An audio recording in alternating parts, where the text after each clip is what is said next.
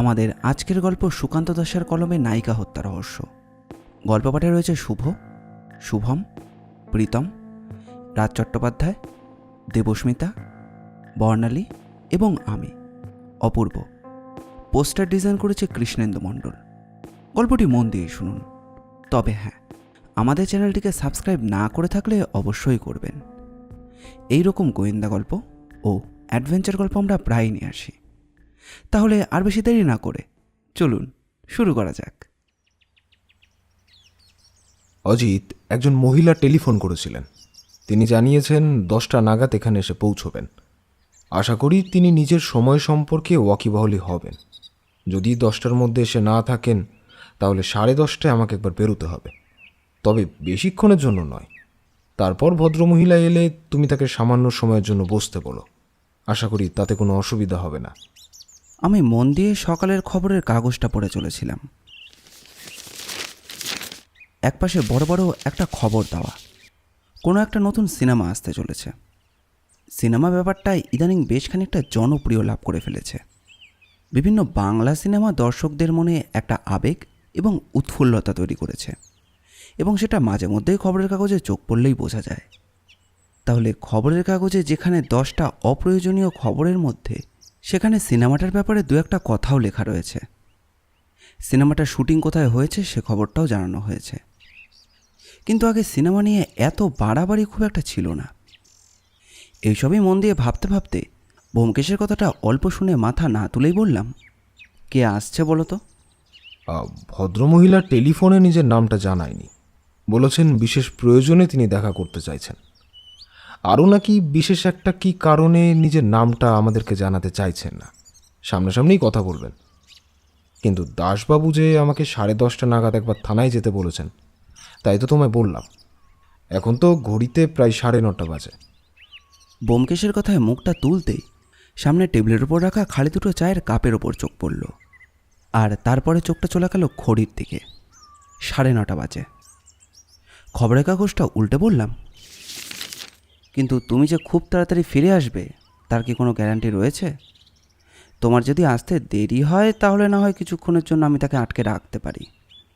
খুব বেশি সময় লাগবে না, কিছু কাগজপত্র দেখাবেন। তিনি আসতে পারতেন, কিন্তু কোনো একটা কাজে তাকে থানাতেই থাকতে হবে। আমি যাব আর ফিরে আসব। মনে মনে হিসেব করে বুঝলাম, যদি ব্যোমকেশ 10টার সময় বেরিয়ে যায় তাহলে ফিরতে ফিরতে প্রায় 10:30টার একটু বেশি হতে পারে। এক কাজ করো, 10টায় যখন বলেছে তাহলে তুমি এখনই বেরিয়ে পড়ো, তাহলে না হয় আমি তাকে কিছুক্ষণ। কথাটা বলতে বলতে ব্যোমকেশের দিকে তাকিয়ে দেখি ব্যোমকেশ তৈরি হয়ে গেছে। আমায় তাকাতে দেখে হাসি মুখে বলল, আমি ঠিক জানতাম অজিত, তুমি আমায় এই কথাটাই বলবে।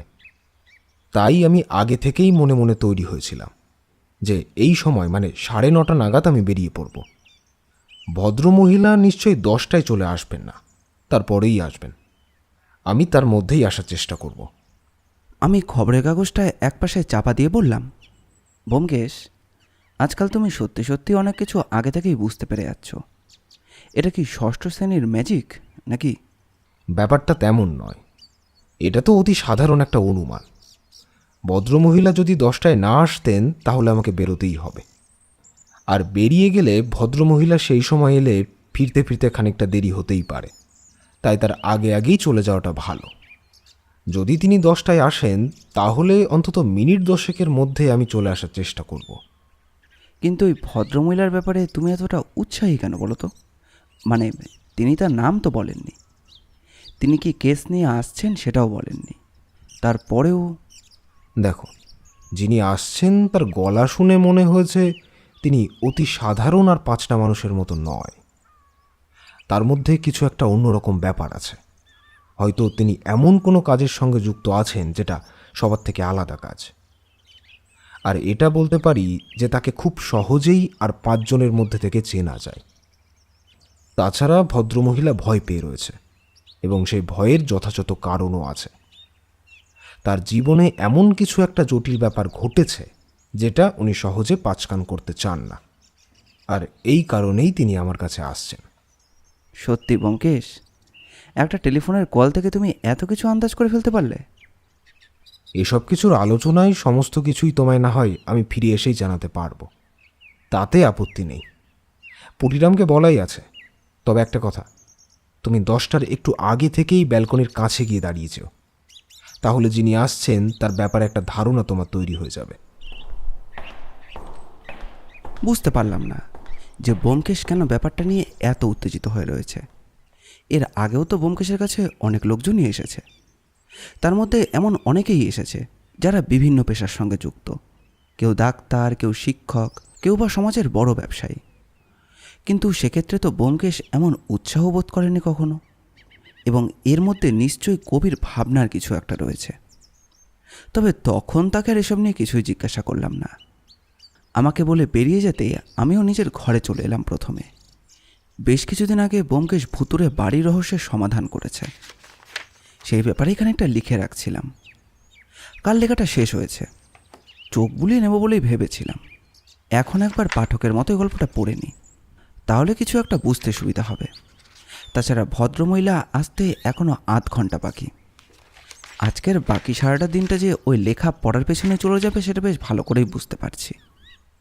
নিজের ঘরে এসে বেশ মন দিয়েই প্রথম থেকে লেখাগুলো পড়তে পড়তে বুঝতে পারছিলাম যে কিছু জায়গায় ব্যোমকেশের সাহায্য নিতে হবে।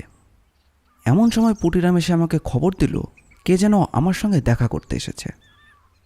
সঙ্গে সঙ্গে ব্যোমকেশের সাবধানতার কথাটা মনে পড়ে গেল, তাই তাড়াতাড়ি বাইরে বেরিয়ে এলাম। পুটিরাম জানালো যে মহিলা এসেছে তাকে সে বসার ঘরেই বসতে দিয়েছে। এমনকি ব্যোমকেশও তাকে সেটাই বলে গিয়েছিল, তাই সে আর দেরি করেনি। পুটিরাম কিন্তু জানালো, দাদাবাবু, ওই যিনি এসেছেন তাকে কিন্তু দেখতে খুব সুন্দর, একেবারে ওই সিনেমার নায়িকাদের মতো দেখতে। কথাটা বলে পুটিরাম সামান্য হেসেছিল। পুটিরাম সচরাচর এমন কথা বলে না, তবে বসবার ঘরের ভেতরে ঢুকে পুটিরামের বলা কথাটা এমনভাবে যে সত্যি প্রমাণ হবে সেটা কিন্তু আমি এর আগে কখনো ভাবতে পারিনি। পাশের ঘরের পর্দা ঠেলে ভেতরে ঢুকতেই আমার দিকে যে ভদ্রমহিলা তাকিয়ে দেখলেন তাকে এক কথায় অপ্সরা বলা চলে। বই নিয়ে কাজকর্ম করার জন্য সাহিত্যিকদের কিছু ভাষা আমাকে মাঝে মধ্যে ব্যবহার করতে হয়, ঠিক যেন অপ্সরা শব্দটাই ভদ্রমহিলার সঙ্গে চলে। অসাধারণ টানা টানা গভীর দুটো চোখ, মাথার চুল বেশ লম্বা এবং সেটা একেবারে পিঠ ছাড়িয়ে নিচ পর্যন্ত নেমে গেছে। চোখে একটা গভীর উজ্জ্বল দৃষ্টি, মুখে সামান্য হাসি। বোধহয় মুখের রঙটা শুধুমাত্র তার গায়ের জন্য নয়, বরং তিনি কিছু প্রসাধনী সামগ্রীও ব্যবহার করেছেন এবং তাতে তাকে আরও উজ্জ্বল করে তুলেছে। আমার জানার মধ্যে এমন সময় সচরাচর পরিপাটি হয়ে নিপাট অপ্সরা সেজে কেউ ব্যোমকেশের কাছে আসবে না, এমন কাউকে আমার খুব একটা জানা নেই। তাছাড়া বাইরে থেকে ভেতরে ঢোকবার আগে একবার ব্যালকনির কাছ থেকে উকি মেরে দেখে এসেছিলাম। বাড়ির বাইরে একটা গাড়ি দাঁড় করানো রয়েছে। ঘোড়ার গাড়ি করে ব্যোমকেশের কাছে যারা আসে এবং বাইরে এভাবে গাড়ি দাঁড় করানো থাকে, তাতেই বুঝে নিতে হবে যে অর্থের অভাব এদের খুব একটা নেই।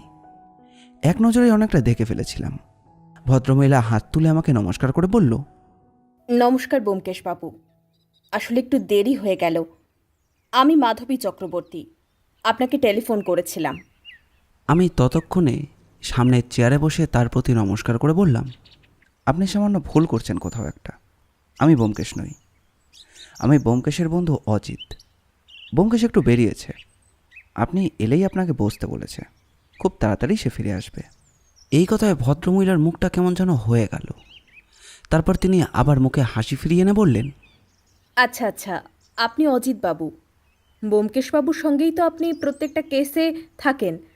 তাছাড়া আপনার বেশ কয়েকটা বই আমি পড়েছি, তবে সত্যি বলতে তেমন সুযোগ হয়ে ওঠে না, খুব কমই পড়া হয়েছে। আপনার বই পড়তে পড়তে ব্যোমকেশবাবুর কেসের ব্যাপারে অনেকেই জেনেছেন আমার মতো। খুব ইচ্ছে হচ্ছিল ভদ্রমহিলা আসলে কী করেন কিংবা কোনো পেশার সঙ্গে যুক্ত কিনা সে কথা প্রশ্ন করতে। ভদ্রমহিলার মধ্যে অদ্ভুত একটা গাম্ভীর্য রয়েছে, অথচ তারপরেও তিনি হেসে সাধারণভাবেই কথা বলছেন। তার দিক থেকে একটা ভারী মিষ্টি পারফিউমের সুবাস ভেসে আসছে। তার পরনের শাড়িটা অতি সাধারণ রং হলেও সেই শাড়ির কাপড়টা যে বেশ দামি এবং সেই শাড়ি যে সহজে পাওয়া যায় না সেটুকু বুঝতেই পারছিলাম। হালকা নীল রঙের শাড়িতে এখানে ওখানে সাদা রঙের ছোপ রয়েছে। নিশ্চয়ই এই শাড়ি কলকাতার বাইরে থেকে এসেছে। ভদ্রমহিলা নিজে থেকেই বললেন। আচ্ছা, ব্যোমকেশবাবু এলে তারপরে না হয় কথা বলা শুরু করি। আসলে ব্যাপারটা আমি ব্যোমকেশবাবুকে বলতে চাইছিলাম সরাসরি। আপনি কিছু মনে করবেন না। না না, এতে মনে করার কি আছে, কিন্তু আপনাকে আমি কোথাও যেন দেখেছি বলে মনে হচ্ছে। আমার মনে পড়ল না যে ভদ্রমহিলাকে আমি কোথায় দেখেছি, অথচ আমি নিশ্চিত করে বলতে পারি ভদ্রমহিলার সঙ্গে আমার সরাসরি এর আগে কোনো দিন সাক্ষাৎ হয়নি। তাহলে এমন একজন মহিলার সঙ্গে সাক্ষাৎ হলে নিশ্চয়ই সে কথা আমার মনে থাকতো। ব্যোমকেশ থাকলে এভাবে আমাকে ইতস্তত করতে দেখে বোধহয় মুখ ফসকে কিছু বলেই ফেলতো, কিন্তু সরাসরি কিছু একটা বলতে গিয়েও কেমন যেন লাগছিল। ভদ্রমহিলার রূপের বহর, তাছাড়া তার কথাবার্তা এবং হাবভাবের মধ্যেও একটা অদ্ভুত ভাব রয়েছে। আমি এটাই আন্দাজ করেছিলাম, কিন্তু এতক্ষণ আপনি আমায় কেন চিনতে পারলেন না সেটা ভেবে একটু অবাক হচ্ছি। আসলে আমি একজন অভিনেত্রী, সামান্য কয়েকটা সিনেমার। সঙ্গে সঙ্গে আমার মনে পড়ে গেল মাধবী চক্রবর্তী সম্প্রতি বেশ কয়েকটা সিনেমায় তাকে নায়িকার চরিত্রে দেখা গেছে, এবং বলাই বাহুল্য সেই সবকটা সিনেমায় বেশ জনপ্রিয়তা লাভ করেছে। তাছাড়া আজ সকালের খবরেই সিনেমার ব্যাপারটা দেখছিলাম, সেখানেও ওই ভদ্রমহিলার মুখই ছিল। তাই আমি অবাক হয়ে বললাম, ও আচ্ছা আচ্ছা, আপনাকে এইভাবে সাধারণ পোশাকে দেখে একদমই চিনতে পারিনি। আসলে আপনি এত বড় একজন নায়িকা। না অজিতবাবু, আমি বড় নায়িকা নই। আমি অভিনয়টা করতে ভালোবাসি। একসময় থিয়েটার করতাম, তারপর সেখান থেকেই সুযোগটা জুটে যায়। কয়েকটা সিনেমায় অভিনয় করেছি, দর্শকদের ভালো লেগেছে এটুকুই। তাছাড়া আমি আর বেশি কিছু মনে করি না। এবার আশা করছি বুঝতে পারছেন সাধারণ পোশাকে এখানে এইভাবে আসার কারণটা, যাতে চট করে কেউ আমায় দেখতে না পায়।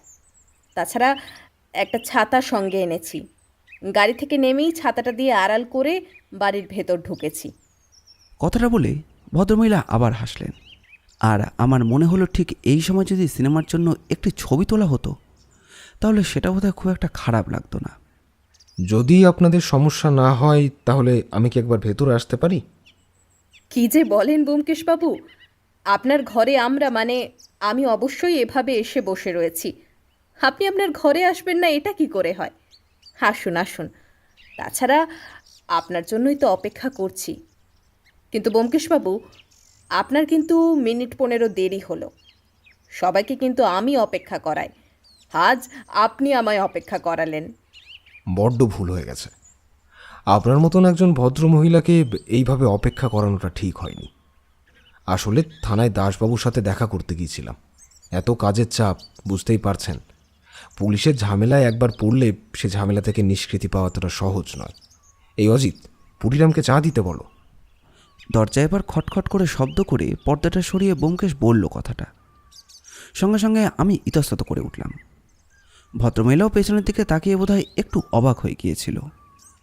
আমি উঠে গিয়ে পুটিরামকে চায়ের কথা বলে এসে আবার বসতেই দেখতে পেলাম এবার ভদ্রমহিলার মুখটা কেমন যেন ম্লান হয়ে এসেছে। বেশ কিছুক্ষণ তিনি চুপ করেই রইলেন। ব্যোমকেশও কিছুক্ষণ শান্ত থেকে বলল, আচ্ছা, আপনি সময় নিন, সময় নিয়ে আস্তে আস্তে সব বলুন। তবে নিশ্চিন্তেই থাকুন, এই সব ব্যাপার আপনার আর আমার মধ্যেই থাকবে। আর অজিত আমার সহকারী নয়, সে আমার বন্ধু। সে আপনার কথা জানলে সেটা বাইরে যাওয়ার সম্ভাবনা কোনোভাবেই নেই। কিন্তু অজিতবাবু তো সমস্ত ব্যাপার আবার বইয়ে ছাপায়, তাই। সমস্ত ব্যাপার নয়। এই সমস্ত ব্যাপার আমরা ছাপাতে পারি, কিন্তু যাদের ঘটনা আমরা লিখছি সেই সমস্ত মানুষের কাছ থেকে পারমিশন নিয়ে নাম স্থান সব কিছু বদলে তারপরেই কিন্তু আমরা কেসের ব্যাপারগুলো ছাপাতে দিই। আশা করি আপনি যখন অজিতের বইগুলো পড়েছেন আপনি এটা জানবেন। ভদ্রমহিলা এবার যেন খানিকটা নিশ্চিন্ত বোধ করলেন। আমি দেখলাম ঘরের জানলাগুলো বন্ধ, দরজার একটা পাল্লাও ভিজিয়ে রাখা, পর্দাটা ফেলা রয়েছে। ভদ্রমহিলার সামনে রাখা জলের গ্লাস থেকে জল খেয়ে নিয়ে তিনি বললেন, আসলে বেশ কয়েকদিন ধরে কে যেন আমায় পিছু করছে। শুধু বাইরে নয়, আমি যখন বাড়িতে থাকি তখনও কারা যেন আমার বাড়ির আশেপাশে রাতের বেলায় ঘোরে। মনে করুন বারান্দার কাছে দাঁড়িয়ে রয়েছি, মনে হলো রাস্তার কাছে কে যেন আমায় দেখছে। আমি তাকাতেই সেখান থেকে সরে গেল। আচ্ছা, তারপর? তারপর আর কিছু নয়, এটাই। মানে আমি তো রীতিমতো ভয়ে রয়েছি। আমাকে এভাবে অনুসরণ করার কারণটা কি? তাছাড়া বাড়ির বাইরেও কেউ আমাকে এভাবে অনুসরণ করছে কেন? যদি তারা আমার কোনো ক্ষতি করতে চায়? বুঝতেই পারছেন, এই মুহূর্তে সিনেমা জগতে সামান্য নাম আমি করতে পেরেছি। প্রতিপক্ষ যে নই সে কথা বলবো না। তাদের মধ্যে কেউ যদি এই কাজটা করে থাকে। মনে হলো ব্যোমকেশ বেশ অবাক হয়েছে। তার মুখে একটা অবাক ভাব ফুটে উঠল মুহূর্তের জন্য, যদিও তার পরেই মিলিয়ে গেল।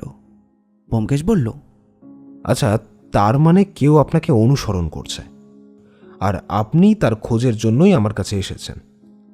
ভদ্রমহিলা অকপটে মাথা নাড়িয়ে ব্যোমকেশের কথায় সম্মতি জানাতে ব্যোমকেশ বলে চলল, দেখুন, যদি আপাতভাবে কোনো চুরি কিংবা আপনার বাড়িতে কেউ প্রবেশ করেছে এমন একটা ব্যাপার হতো, তাহলে আমি ব্যাপারটা ভেবে দেখতে পারতাম। তাছাড়া পুলিশি পাহারার ব্যবস্থা করলেই হয়ে যায়। আপনাকে বিভিন্ন কাজে এখানে ওখানে যেতে হয়। আপনি একজন নামকরা অভিনেত্রী। আপনার সঙ্গে একজন সবসময় থাকলে ভালোই হয়, সে আপনাকে সাহায্য করতে পারবে। কিন্তু এই ব্যাপারে তো আমি আপনাকে সাহায্য করতে পারবো না। দেখুন, কোনো কিছু না হওয়া পর্যন্ত তো আমি কিছুই করতে পারবো না। আপনি নিজেই বলেছেন আপনার অনেক শত্রু থাকতে পারে। তাছাড়া আপনার বন্ধু নিশ্চয়ই অনেক রয়েছে।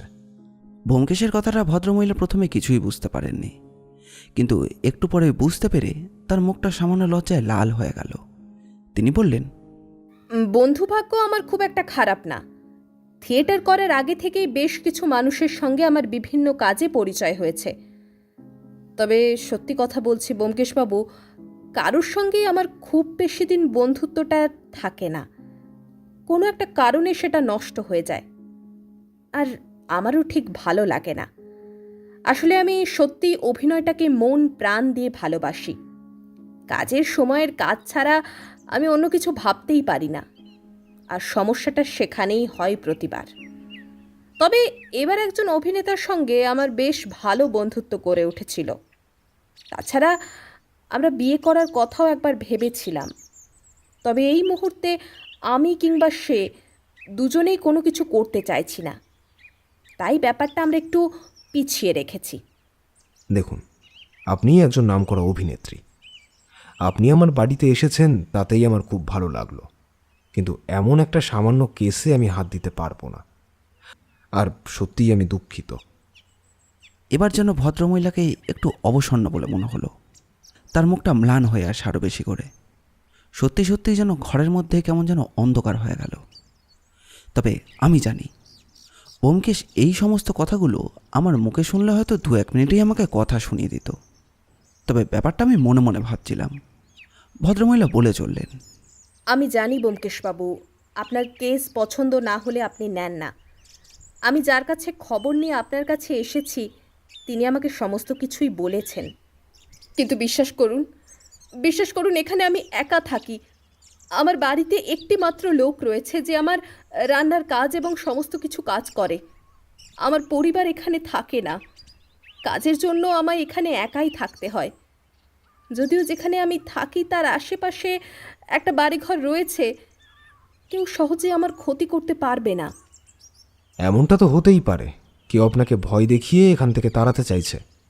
আপনি ভয় পেয়ে এখান থেকে চলে গেলে আপনার কাজের অসুবিধা হবে, এবং সেই সুযোগটা অন্য কেউ নিতে পারবে। আপনাদের অভিনয় জগতে যে অনেক কিছুই চলে সে ব্যাপারে আমার ধারণা কম হলেও সামান্য একটু কিন্তু আছে। কথাটা আমিও ভেবে দেখেছি, কিন্তু সেদিন বাড়ি ফেরার সময় আমার গাড়ির কাছে একজন এসে পড়েছিল। আমার গাড়ির বাইরে ছিল দারোয়ান, সময় মতো গাড়ি থেকে নেমে তার দিকে ছুটে গিয়েছিল, আর তখনই গোটা জায়গাটায় আমি একা পড়ে যাই। বারবার মনে হচ্ছিল এক্ষুনি যেন কেউ এসে গাড়ির দরজা সরিয়ে ভেতরে এসে ঢুকে পড়বে। কিন্তু বিশ্বাস করুন ব্যোমকেশবাবু, আমায় একটু সাহায্য করুন। আর একটু হলেই আমি ব্যোমকেশকে বলেই ফেলছিলাম যে ভদ্রমহিলাকে সাহায্য করবার জন্য।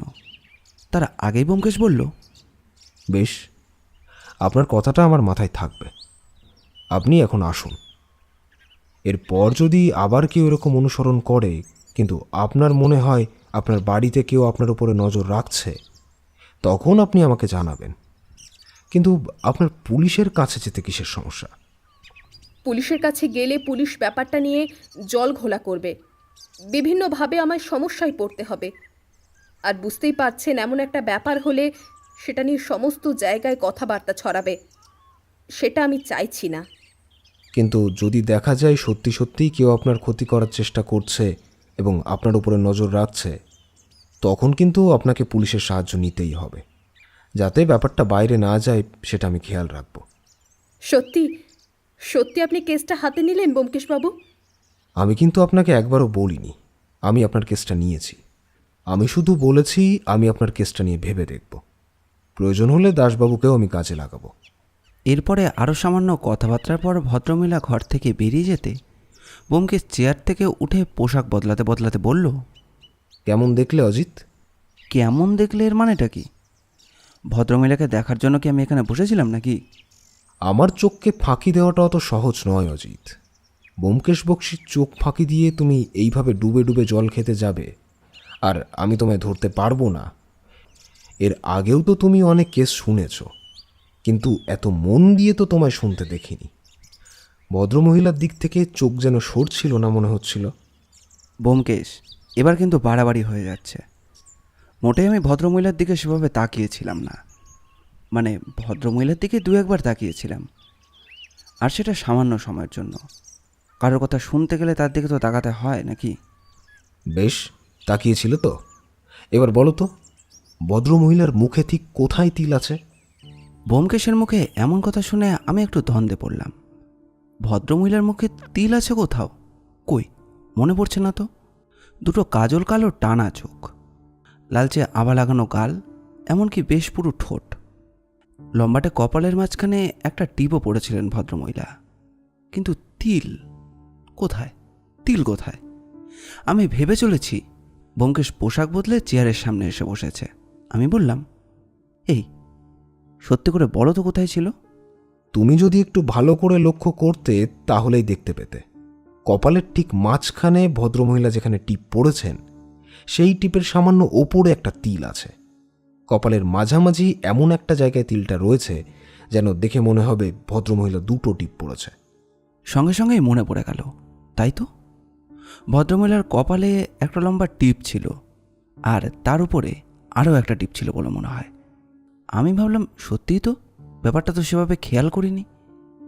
ব্যোমকেশ নিজের মতো একটা খাতা বার করে কি যেন একটা লিখতে লিখতে বলল, ভদ্রমহিলা বোধহয় অহেতুকই ভয় পাচ্ছেন। তিনি একজন নামকরা নায়িকা। তিনি এভাবে রাতের বেলা বাইরে বের হবেন কেন? তাছাড়া বিভিন্ন সময়ে তার বিভিন্ন বন্ধু ছিল, তাদের সঙ্গে তার সম্পর্ক বেশি গভীর ছিল না, সেটা কথা শুনেই বোঝা যায়। বর্তমানে যার সঙ্গে তার সম্পর্ক রয়েছে তিনি তাকে বিয়ে করতে চান, যাতে দুজনেই অভিনয়ের সঙ্গে যুক্ত থাকতে পারেন। কিন্তু তাহলে সমস্যাটা কোথায়? এমন কে রয়েছে যে মাধবী চক্রবর্তীকে ভয় দেখাতে চাইছে? সেদিনের মতো ব্যাপারটা সেখানেই শেষ হয়ে গিয়েছিল। এর মধ্যে বৌঠান তার দাদার কাছে ঘুরতে গিয়েছে। গোটা বাড়িটাই ফাঁকা। আমি, ব্যোমকেশ আর আমাদের জন্য রয়েছে পুটিরাম। পরদিন সকালে বিছানা থেকে উঠে আড়মোড়া ভেঙে বিছানা ছাড়বো করছি, এমন সময় পুটিরাম এসে খবর দিল যে পাশের ঘরে ব্যোমকেশ আর দাসবাবু এসে বসেছেন। আমাকে তাড়াতাড়ি যেতে বলল। কোনোরকম মুখ ধুয়ে নিয়ে গামছায় মুখ মুছতে মুছতে পাশের ঘরে ঢুকেই দেখি ব্যোমকেশ আর দাসবাবু বসে রয়েছে, কিন্তু দুজনের মুখই যেন কেমন একটা গম্ভীর। ব্যোমকেশ হাতের উপরে মুখটা রেখে বসে রয়েছে। আমি সাধারণভাবেই বললাম, আরে সুপ্রভাত দাসবাবু, এত গম্ভীরভাবে কী ব্যাপার? কী নিয়ে ভাবনায় পড়েছেন আপনি? আরে আরে অজিত বাবু, সাত সকালে সর্বনাশ হয়ে গেছে জানেন। কাল যে ভদ্রমহিলা আপনাদের কাছে এসেছিলেন না, ওই যে মাধবী চক্রবর্তী, এই সময়ের বিখ্যাত নায়িকা, তিনি খুন হয়েছেন তো। বোধহয় মাথার ওপর বাজ পড়লেও আমি এতটা অবাক হতাম না। হঠাৎ করে এমন একটা খবর শুনে আমি থমকে গেলাম। এক মুহূর্তের জন্য ব্যোমকেশ আমার মুখে তাকিয়ে থেকে আবার চোখটা সরিয়ে নিল। আমি উল্টো দিকে চেয়ারে বসে পড়ে বললাম, কিভাবে হলো? কখন? এই বাড়িতেই ভদ্রমহিলা থাকতেন? এখান থেকেই আমার কাছে খবর গেছে ভদ্রমহিলা নাকি বাড়িতে একা থাকতেন। তিনি তার সর্বক্ষণের কাজের সঙ্গীকে নিয়ে থাকতেন। তিনি বাড়ির ঘর তো দেখাশোনা করতেন এবং নাকি বাকি সব কাজও করতেন। শোনা যায় ওই লোকটিকে সে তার গ্রামের বাড়ি থেকেই এখানে নিয়ে এসেছে। সেই টেলিফোন করে থানায় খবর করেছিল। ব্যোমকেশ আর দাসবাবুর সঙ্গে গাড়িতে করে সেই বাড়িটার সামনে গিয়ে পৌঁছলাম। দেখতে পেলাম দুজন কনস্টেবলও দাঁড়িয়ে রয়েছে। আশেপাশে বেশ কিছু লোকজন দাঁড়িয়ে নিজেদের মধ্যে কথাবার্তা বলে চলেছে। এখনও হয়তো খবরটা খুব একটা ছড়িয়ে পড়েনি। কনস্টেবলদের সেখানে দাঁড় করিয়ে রেখে আমরা তিনজনে ভেতরে গিয়ে ঢুকলাম। ছোট একটা বারান্দা মতো রয়েছে, তার পেছনে পাশাপাশি দুটো বড় ঘর ও একটি ছাদও রয়েছে। ছাদের পাশে ছোট একটা ঘর। লোকটা বসেছিলেন, তবে তার গড়ন বলতে গেলে বলতে হয় তিনি বেশ লম্বা এবং বেশ শক্ত সামর্থ্য শরীর বলেই মনে হলো। আর পোশাক বলতে গেলে গলার কাছে ঝুলে থাকা একটা গামছা, গায়ে একটা পাতলা গেঞ্জি আর পরে রয়েছেন একটি ধুতি। তিনি একটি চেয়ারে বসেছিলেন। আমাদের দেখতে পেয়ে উঠে দাঁড়ালেন। দাসবাবু তাকে বসতে বলে সামনের চেয়ারে গিয়ে বসলেন। আচ্ছা, ইনি হলেন মুকুন্দ চক্রবর্তী, ওই মাধবী চক্রবর্তীর সঙ্গে যিনি থাকেন না তিনি। দাসবাবু, মৃতদেহটা যেখানে আছে সেই জায়গাটা একবার দেখা দরকার। সঙ্গে সঙ্গে দাসবাবু উঠে পড়লেন। পাশাপাশি যে দুটো ঘর রয়েছে তার মধ্যে একটি ঘরের দরজাটা খোলা, অন্য ঘরের দরজাটা বন্ধ। খোলা ঘরের দরজার কাছে দাঁড়িয়ে দাসবাবু ভেতরের দিকে আঙুল দেখালেন। ঠিক তখনই দেখা গেল ঘরের বিছানার উপর শান্তভাবে শুয়ে রয়েছেন আমাদের দেখা সেই অভিনেত্রী। তার চোখ দুটো এখনও খোলা, সামনের দিকে তাকিয়ে রয়েছেন। শরীরে কোনো আঘাতের চিহ্ন মাত্রও নেই। কালো চুল তার মুখের চারপাশ থেকে সামনের দিকে এসে পড়েছে। দাসবাবু বললেন, প্রথমে কোনো চিহ্নই আমরা খুঁজে পাচ্ছিলাম না। তারপর হঠাৎ করে পরীক্ষা করতে করতে তার ঘাড়ের ঠিক পেছনের দিকে এই যে এইখানটাও সামান্য রক্ত ছিল, জানেন তো। আর তাতেই আমাদের মনে হয়েছে তার শরীরে কোনো একটা ইঞ্জেকশন পুশ করা হয়েছে। ব্যোমকেশ সঙ্গে সঙ্গে দাসবাবুর কাছ থেকে গ্লাভস নিয়ে হাতে পড়ে ফেলল। তারপর ঘাড়ের পেছনের দিকে চুল সরাতে আমিও দেখতে পেলাম খানিকটা জায়গা সামান্য ফুলে রয়েছে। সেখানে যে ইঞ্জেকশন দিয়ে কিছু একটা ভেতরে ঢোকানো হয়েছে সেটা বেশ ভালো করেই বোঝা যায়, কারণ একটা জায়গায় একটা রক্তের ফোঁটা লেগে রয়েছে। কিন্তু অবাক হয়ে গেলাম, এইভাবে ঘাড়ের পাশে কেউ ইঞ্জেকশন দিয়ে শরীরের মধ্যে বিষ প্রবেশ করাবে? ব্যোমকেশ বলল, বিষ? এটা তো মৃতদেহ পোস্টমর্টম না করে কিছুতেই বোঝা যাবে না। আপনার জন্য আমি অপেক্ষা করছিলাম। এভাবেই মৃতদেহটা রয়েছে এখন। তাছাড়া কেসটা তো আর ছোটোখাটো নয়। বাইরের সবাই এখন ভালোভাবে জানতে পারেনি ব্যাপারটা। ভালোভাবে জানতে পারলে খবরটা চারপাশে যেভাবে ছড়িয়ে পড়বে তা তো আপনি বুঝতেই পারছেন। তাই ওপর মহল থেকে তখন চাপও আসবে, বুঝলেন কি না? কিন্তু ব্যোমকেশ, এই ভদ্রমহিলাই তো কাল আমাদের বাড়িতে। ভদ্রমহিলা কাল আপনাদের বাড়িতে গিয়েছিলেন অজিতবাবু? এই ভদ্রমহিলাই কাল আমাদের বাড়িতে এসেছিলেন দাসবাবু। তিনি বলেছিলেন কারা যেন তাকে অনুসরণ করত এবং মাঝে মধ্যে তার বাড়ির দিকেও লক্ষ্য রাখছে বলে তার মনে হতো। এই কারণেই তিনি আমাদের কাছে গিয়েছিলেন। কিন্তু বাকি কথাটা আমি আর বললাম না। ব্যোমকেশ এককভাবে মৃতদেহের দিকে তাকিয়েছিল, বিছানার চারপাশটা ভালো করে পরীক্ষা করছিল। তারপর মেঝে, এমনকি একপাশে খোলা থাকা জানলার দিকেও ভালো করে তাকিয়ে দেখল। দাসবাবু ব্যোমকেশকে লক্ষ্য করেছে, আর আমি লক্ষ্য করছি ভদ্রমহিলার দিকে। বিষ প্রয়োগ হলে এতক্ষণ তো শরীরে তার প্রভাব দেখার কথা, শরীরে তো কোনো প্রতিক্রিয়া হওয়ার কথা, যেটা বাইরে থেকে দেখে বোঝা যাবে। ব্যোমকেশ বলল, দাসবাবু, আপনি একবার ওই মুকুন্দ নামের যে লোকটি বসে আছে তাকে একবার ঘরে নিয়ে আসুন তো। ব্যোমকেশের নির্দেশে দাসবাবু মুকুন্দ নামের লোকটিকে ঘরের ভেতরে নিয়ে এলো। ব্যোমকেশ বলল, আশা করি তুমিই প্রথমে মৃতদেহ দেখেছিলে। সকালে ঠিক কী হয়েছিল বলো তো? প্রতিদিন সকালে যে দিদিমণি অনেক তাড়াতাড়ি উঠে পড়ে, ছাদে গিয়ে একটু এদিক ওদিকে ঘোরে, তারপরে নিচে নেমে এসে সকালের জল খাবার খেয়ে ওই খবরের কাগজ পড়ে। যেদিন বাইরে কাজ থাকে সেদিন সকালে জল খাবার খেয়ে বেরিয়ে পড়ে। যেদিন কাজ থাকে না সেদিন ওপরের ঘরে গিয়ে ওই বইপত্র পড়ে।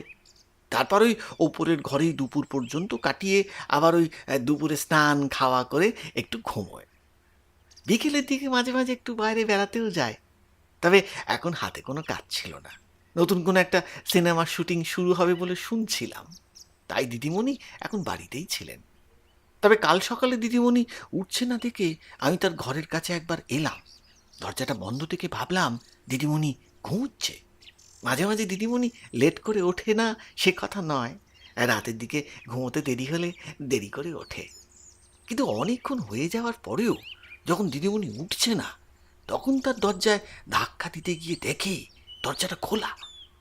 রাত্রে নিশ্চয়ই উনি দরজা ভেতর থেকে বন্ধ করে ঘুমোতে গেছিলেন। হ্যাঁ, দিদিমণি রাতের বেলা তাড়াতাড়ি ঘুমোতে চলে যান। আমার একটু দেরি হয়, আমি রাতের ওই বাসনপত্র ধুয়ে মেজে পরিষ্কার করে তারপর নিজের ঘরে যাই। ওই ওই পাশের ঘরটা আমার, এই ঘরটা দিদিমণির। দিদিমণি ওপরের দিকে মাঝে মাঝে যায়, তবে আমার ওপরে যেতে ভালো লাগে না। তাছাড়া বয়স হয়েছে, পায়ের ব্যথায় সিঁড়ি ভেঙে ওপরে ওঠাও তো ওই সহজ ব্যাপার নয়। কাল রাত্রে দিদিমণির সঙ্গে কেউ দেখা করতে এসেছিল? রাতে তো কেউ দিদিমণির সঙ্গে দেখা করতে আসে না, যারা আসে সবাই তো ওই দিনের বেলাতেই আসে। তবে কাল সারাদিনে কেউ দিদিমণির সঙ্গে দেখা করতে আসেনি। তোমার দিদিমণি কাল রাত্রেবেলা রাতের খাবার খেয়ে নিজের ঘরের দরজা বন্ধ করে ঘুমোতে গেলেন এবং সকালেই তাকে পাওয়া গেল তারই ঘরে মৃত অবস্থায়, অথচ ঘরের দরজা খোলা। আর তুমি বলছো বাইরে থেকে কেউ আসেনি? সত্যি বলছি, কালকে তো কেউ বাড়িতে আসেনি। দিদিমণি সারাদিন বাড়িতেই ছিলেন, তবে টেলিফোনে কার সাথে যেন কয়েকবার কথা বলেছিলেন। কার সাথে সে ব্যাপারটা জানো? তোমার দিদিমণির সঙ্গে একজনের বিয়ের কথা তো চলছিল। তাছাড়া তোমাদের দিদিমণি তো আমাদের জানিয়েছিলেন বেশ কিছু বন্ধুর সঙ্গে তার বিশেষ পরিচয় ছিল। আর এই বন্ধুরা যে কী ধরনের বন্ধু তা আশা করি তোমাদেরকে আলাদা করে বলে দিতে হবে না। এদের ব্যাপারে তুমি কিছু জানো? মুকুন্দ একবার ঘরের মধ্যে এদিক ওদিক তাকিয়ে দেখে নিল, তারপর বলল, দিদিমণি অনেক আগে থেকেই বিভিন্ন সময় এখানে ওখানে বেরিয়ে পড়তো। আর সঙ্গে মাঝে মাঝেই অনেকেই দেখা করতে বাড়িতে আসতো। আবার মাঝে মাঝে দিদিমণি ওই তাদের সঙ্গে বাইরে বের হতো। তবে আমার তো এসব ব্যাপারে কিছুই বলার নেই।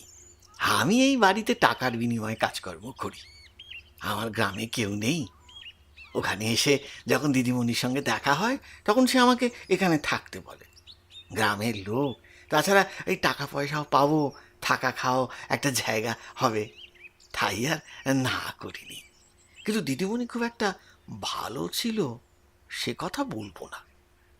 আচ্ছা, তার যে বন্ধু, মানে তার যারা বন্ধু ছিলেন তাদের সম্বন্ধে কিছু জানো? এটা তাদের মধ্যে কারোর কাজ নয় তো? শত্রুত্ব নাকি ভদ্রমহিলার অভাব ছিল না, সে কথা সকলেই জানে। কিন্তু ব্যাপারটা হলো, ওপর মহলের কানে সব কথা চলে গেলে তখন তো আমাকে ভারী সমস্যায় পড়তে হবে। কিচ্ছু সমস্যায় পড়তে হবে না। কেসটা যার কাছে যাবে আপনি বলে দেবেন ব্যাপারটা আমি দেখছি। তাতে আশা করি কিছুটা সময় আমরা হাতে পেয়ে যাব। তবে খবরটা বাইরে বেরোনো থেকে চাপা দেওয়া যাবে না। আপনি একটা কাজ করুন, তাড়াতাড়ি মৃতদেহটা নিয়ে চলে যান। তোমার সাথে আমি পরে কথা বলবো। আচ্ছা, তোমরা সকলে একবার এই ঘরের বাইরে যাও তো। দাসবাবু, আপনিও যান।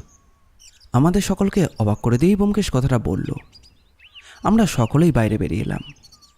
ব্যোমকেশ ঘরের মধ্যেই রইল কিছুক্ষণ, তারপরে একটু পরে বাইরে বেরিয়ে এসে দাসবাবুর উদ্দেশ্যে বলল, তার মানে ওই মাধবী চক্রবর্তী যখন আমাদের কাছে এসেছিলেন তিনি সত্যি সত্যি বিপদে ছিলেন, এবং সেই ব্যাপারটা সত্যি সত্যি আমাদের বোঝা উচিত ছিল। ব্যোমকেশ, আমরা বড় ভুল করে ফেলেছি। সামান্য ভুল যে আমাদের হয়নি সে কথা আমি বলবো না, তবে ভদ্রমহিলা কিন্তু একবারও তার বিপদের আশঙ্কাটা যে এতটা বেশি সেই কথাটা হয়তো আমাদেরকে বোঝাতে পারেননি, কিংবা আমরা কোনো কারণে সেটা বুঝতে পারিনি। তিনি শুধুমাত্র অনুসরণ করার কথা বলেছিলেন, কিন্তু রাতের বেলা তার ঘরে এলো কে? অকারণে তো কেউ ঘরে ঢুকতে পারবে না। বিশেষ করে মুকুন্দ জানিয়েছে রাতের বেলা তার আগেই মাধবী চক্রবর্তী ঘুমোতে চলে যান। তাহলে এমন কে এলো যাকে তিনি নিজে দরজা খুলে দিলেন? এবং সেটাই বা কী করে হলো? দরজা দিয়ে না গেলে তো ওই ঘরে প্রবেশ করার অন্য কোনো রাস্তা নেই। মনে করলাম তিনি ঘরে দরজা খোলা রেখেই শুয়েছিলেন। মনে করলাম তিনি ঘরের দরজা খোলা রেখেই বাইরে থেকে কারোর জন্য আসার অপেক্ষা করছিলেন। তাহলে তো বাইরের ঘরে দরজা খোলা থাকতে হবে। আর তিনি যদি ঘুমোতে যাওয়ার সময় দরজাটা ভেতর থেকে বন্ধ করেন, তাহলে বাইরে থেকে কেউ ডাকলে তিনি শুনতে পাবেন কি করে? একটা কথা কিন্তু আমরা ভুলে যাচ্ছি অজিত, টেলিফোনটা কিন্তু তার ঘরেই ছিল। যদি কেউ টেলিফোন করে তাহলে তার পক্ষে কাজটা সহজ হবে। তাছাড়া মনে করো কেউ টেলিফোন বুথ থেকে তাকে ফোন করলো এবং তারপরে তার বাড়ির কাছে এলো। দেখা গেল তিনি ঘরের দরজা খুলে তার জন্যই দাঁড়িয়ে আছেন। কিন্তু ব্যোমকেশ, এত রাত্রে তিনি বাইরের কাউকে নিচের ঘরে ঢুকতে দেবেনই বা কেন? অজিত, তুমি ভুলে যাচ্ছ, তিনি একজন বেশ নামকরা অভিনেত্রী। তার সঙ্গে বেশ কিছু মানুষের পরিচয় রয়েছে। তাছাড়া তিনি নিজেও জানিয়েছেন যে একসময় তার বেশ কিছু বন্ধু ছিল এবং তাদের সঙ্গে তার সম্পর্ক বেশ ভালোই ছিল। বিভিন্ন কারণেই তাদের সঙ্গে বন্ধুত্ব তিনি ছিন্ন করেন এবং বর্তমানে তিনি যার সঙ্গে সম্পর্কে রয়েছেন তার সঙ্গে তো তার বিয়ে হওয়ার কথা। তাহলে এত রাত্রে তার বাড়িতে কে আসবে? তার আগের বন্ধু বান্ধবের মধ্যে কোনো একজন? অনেক কিছুই হতে পারে, কিংবা এমনটাও তো হতে পারে যে তার নতুন বন্ধু হয়েছে, যার কথা, তার সেই নায়কের কথা তিনি বলেছিলেন, তিনিও জানেন না। তিনি সুন্দরী একজন অভিনেত্রী অজিত, সে কথাটা তুমি ভুলে যাচ্ছ। যে কেউই তার সঙ্গে বন্ধুত্ব করার জন্য অনেক কিছুই করতে পারে।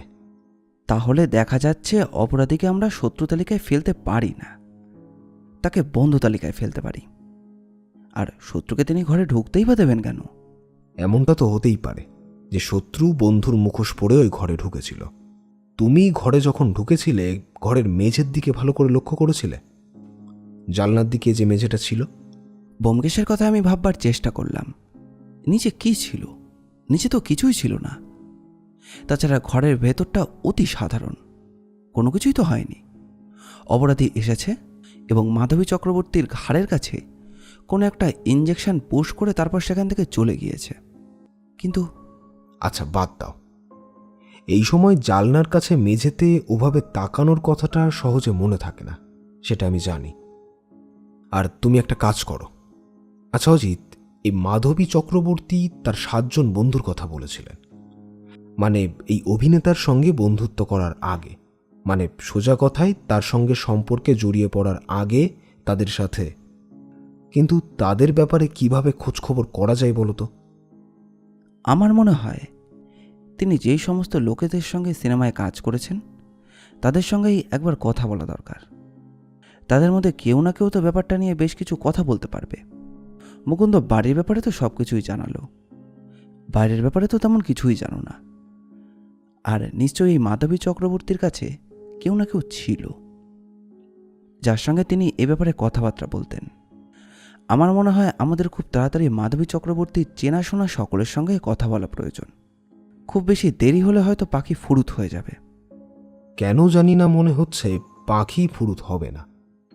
ঘরের মধ্যে এমন কোনো প্রমাণ নেই যাতে অপরাধীকে শনাক্ত করা যায়। হয়তো এই কারণেই পাখি এখনো পর্যন্ত ভাবতে পারবে না যে তার পেছনে কেউ পড়তে পারে। কিন্তু অপরাধী ওই ঘরের মেঝের জানলার কাছে একটা শক্তপোক্ত প্রমাণ ফেলে গিয়েছিল। এমন একটা প্রমাণ ফেলে গিয়েছিল যেটা আপাতভাবে আমাদের এই মুহূর্তে সাহায্য না করলেও পরবর্তীকালে আমাদের কাজে আসতে পারে, বুঝলে? কি প্রমাণ ব্যোমকেশ? ব্যোমকেশ আমার কথার কোনো উত্তর দিল না। আমার দিকে তাকিয়ে রহস্যময়ভাবে হেসে উঠল একবার। আরে আরে, আপনি আমার কথাটা একবার ভাবুন। এত বড় একটা সিনেমা, সব কিছু হয়ে গেছে, শুটিং শুরু হতে মাত্র কয়েকদিন বাকি। এর মধ্যে এমন একটা ঘটনা ঘটে গেল, এখন সব কিছু আমার প্রথম থেকে সাজাতে হবে। কত টাকার ক্ষতি একবার ভাবুন তো। আবার নতুন করে আমার সিনেমার জন্য আলাদা করে টাকা নিতে হবে নাকি? আমায় এখন সব সামলাতে হবে। তাছাড়া বেশ কিছু টাকা আমরা মাধবীকে দিয়েও রেখেছিলাম। আরে আপনি শুধু সে কথা ভাবছেন কেন? একটা মৃত্যু হয়েছে। তাছাড়া এখন ব্যাপারটা সাধারণ কোনো পুলিশ কেস নয়। এই মুহূর্তে আপনি আপনার লক্ষ্য ক্ষতির কথা ভাবলে তো চলবে না। এখন আমায় বলুন, আপনার চেনার মধ্যে এমন কেউ আছে যার সঙ্গে মাধবীর বেশ পরিচয় ছিল? তার সঙ্গে আমি একটু কথা বলতে চাই। ডিরেক্টর বেশ কিছুক্ষণ ভাবলেন। তার মাথায় একটা টুপি। তারই অফিসের ঘরে বসে আমরা কথা বলছিলাম। টেবিলের ওপর দুটো হাত রেখে বেশ গম্ভীরভাবেই তিনি কিছুক্ষণ ভাবলেন, তারপর বললেন, মাধবীর সঙ্গে ভালো পরিচয়। সে ব্যাপারে আমি আপনাকে কিছু তথ্য দিতে পারি। আমাদের সঙ্গে কাজ করে একটি মেয়ে আছে, তার নাম বাণী। সে সিনেমায় মাধবীর সঙ্গে কাজ করেছে। তার সঙ্গে মাধবীর সম্পর্ক বেশ ভালো। এমনকি সেটে এলে তার সঙ্গে মাধবীর বেশি কথাবার্তা হতো। আপনারা তার সঙ্গে বরং একবার কথা বলে দেখতে পারেন। এই বাণী নামের ভদ্রমহিলাকে আমরা কোথায় পাবো? ঠিকানাটা আমি আপনাকে দিচ্ছি, তবে বাণী বেশিরভাগ সময় থিয়েটার নিয়ে ব্যস্ত থাকে। সিনেমায় তাকে খুব কমই পাওয়া যায়, তবে আপনি সে ঠিকানায় যোগাযোগ করে একবার দেখতে পারেন। বাণীর সঙ্গে মাধবের সবচেয়ে ভালো পরিচয় ছিল। তাছাড়া মাধবী আর কারোর সঙ্গে বিশেষ মিশত না। আচ্ছা, এই মোহনলালের সঙ্গে মাধবীর যে একটা সম্পর্ক ছিল, সে বিষয়ে নিশ্চয়ই আপনারা খবর পেয়েছেন। এ ব্যাপারে আমরা খবর পেয়েছি, তবে ভদ্রলোকের নাম যে মোহনলাল সে ব্যাপারে আমরা জানতাম না। আর এই খবরটা কিছুটা আমাদের মাধবী চক্রবর্তী নিজেই দিয়েছিলেন। তিনি সন্দেহ করেছিলেন যে কেউ তার ক্ষতি করতে চাইছে। মাধবী সিনেমায় আসার পর অনেক অভিনেত্রীদেরই ক্ষতি হয়েছিল। তার মধ্যে সৃজিতা, শঙ্করী, এমনকি মধুমিতার কথা আমি আপনাদের বলতে পারি। তবে তাদের মধ্যে এমন হিংস্র প্রকৃতির তো আমাদের এই সিনেমা জগতে হিংসা রেশারেশি এসব সমস্ত সময় চলতে থাকে। কম্পিটিশন না থাকলে কাজ ভালো হবে কি করে? কিন্তু তার মানে এটা নয় যে কেউ কাউকে খুন করে দেবে। কিন্তু খুন হয়েছে, আর সেই ব্যাপারেই আমরা তদন্ত করছি। যদি এর পরেও কোনো সাহায্য লাগে তাহলে আপনাকে নিশ্চয়ই আমরা জানাবো। আর একটা কথা, এই মাধবী চক্রবর্তী ভদ্রমহিলাটি কেমন ছিল? এমনি ভালো ছিল, কিন্তু স্বভাব চরিত্রের মধ্যে সামান্য দোষ ছিল। সিনেমা জগৎটাই এমন, জানেন তো, অনেকেরই এটা থাকে। অর্থাৎ বলতে পারেন অনেকের বেশি উচ্চাকাঙ্ক্ষা ছিল। এক লাফে বড়লোক হতে চাওয়ার মতো উচ্চাকাঙ্ক্ষা। অভিনয়টা খুব ভালো করতেন, তাই সহজে কেউ তার ব্যাপারে কোনো কিছু বলতো না। কিন্তু টাকার জন্য সে করতে পারে না এমন কোনো কাজ নেই। আমার সঙ্গে তার সম্পর্ক ভালো ছিল, কিন্তু আমরা কথাটা আমি বলতে বাধ্য হচ্ছি, তার চরিত্র একেবারে আমার ভালো লাগতো না। সবাইকে নিয়ে আমাদের কাজ করতে হয় কি না, বুঝতেই তো পারছেন। আমি আর ব্যোমকেশ উঠে এলাম অফিস ঘর থেকে। বাইরে বেরিয়ে আসতেই ব্যোমকেশকে প্রশ্ন করলাম, এবার তাহলে বাণী নামের ভদ্রমহিলার বাড়িতে যাবে তো? দেখুন ব্যোমকেশবাবু, মাধবীর ব্যাপারে আমি অনেক কিছুই জানি। এমন অনেক কিছুই জানি যা হয়তো মাধবীর ব্যাপারে অন্য কেউ জানে না। এই সিনেমার জগতে আসার আগে মাধবী অনেক কষ্ট করেছে। থিয়েটার থেকে শুরু করে অনেকের সঙ্গে কথাবার্তা বলা, এমনকি অনেকের সঙ্গে বিভিন্ন কারণে সম্পর্কেও জড়িয়ে পড়েছিল। তখন তো তেমন কেউ চেনাশোনা খুব একটা ছিল না ওর। থিয়েটার করবে বলে একজনের সঙ্গে ওর পরিচয় হয়েছিল। তার সঙ্গেই প্রথম একটা সম্পর্ক গড়ে ওঠে ওর। ওনার নামটা দিব্যেন্দু রায়। কলকাতার একটা নামকরা থিয়েটারে তিনি এখনও অভিনয় করেন। সেখানে গেলেই আপনি তার দেখা পাবেন। তবে দিব্যেন্দু রায়কে দিয়ে শুরু, তারপরে আরও। এই মোহনলাল নামের অভিনেতার সঙ্গে তার সম্পর্ক তৈরি হওয়ার আগে তিনি 7 জনের সঙ্গে সম্পর্কে জড়িয়েছিলেন। সে কথা তিনি আমাদের অল্প বিস্তর হলেও জানিয়েছেন। তার মানে এই দিব্যেন্দু রায়কে বাদ দিলে বাকি রইল আরও 6 জন। মাধবী বেশ ভয় পেয়েছিল, আর সেই কারণে সে প্রথমে আমায় তার ভয়ের কথাটা বলেছিল। ওর যেন সত্যি সত্যি মনে হতো যে বাড়ি ফেরার পথে কিংবা দিনের বেলাতে কোথাও যাওয়ার সময় ওর কেউ পিছু নেয়। আচ্ছা, এই যে তার পিছু নিত, এই পিছুটা ঠিক কখন নেওয়া হতো? যখন সে একা থাকতো তখন, নাকি যখন তার সঙ্গে অন্য কেউ থাকতো সেই সময়? যখনও একা থাকতো তখন। বিশেষ করে অনেক সময় হয়তো বাড়ি ফিরতে দেরি হয়ে গেল, ঘোড়ার গাড়ির পেছনেও যেন কেউ ওর পিছু নিত। মনে হতো ওর পেছনে পেছনে একটা ঘোড়ার গাড়ি আসছে, এবং সেই ঘোড়ার গাড়িটা ওর বাড়ির কাছ পর্যন্তই যেত, তারপরে ফিরে যেত। তার মানে ব্যাপারটা সত্যি। এই ব্যাপারে আপনার কাউকে সন্দেহ হয় যে এই মাধবী দেবীর পেছনে কেউ এমনভাবে ছিল যে তাকে ভয় দেখাতে চাইতো এবং যে তাকে খুনও করতে পারে? এইটা তো আমিও বুঝতে পারছি না। কেউ ওকে কেন খুন করতে যাবে? আর তার সঙ্গে তো ওর কোনো খারাপ সম্পর্ক ছিল না।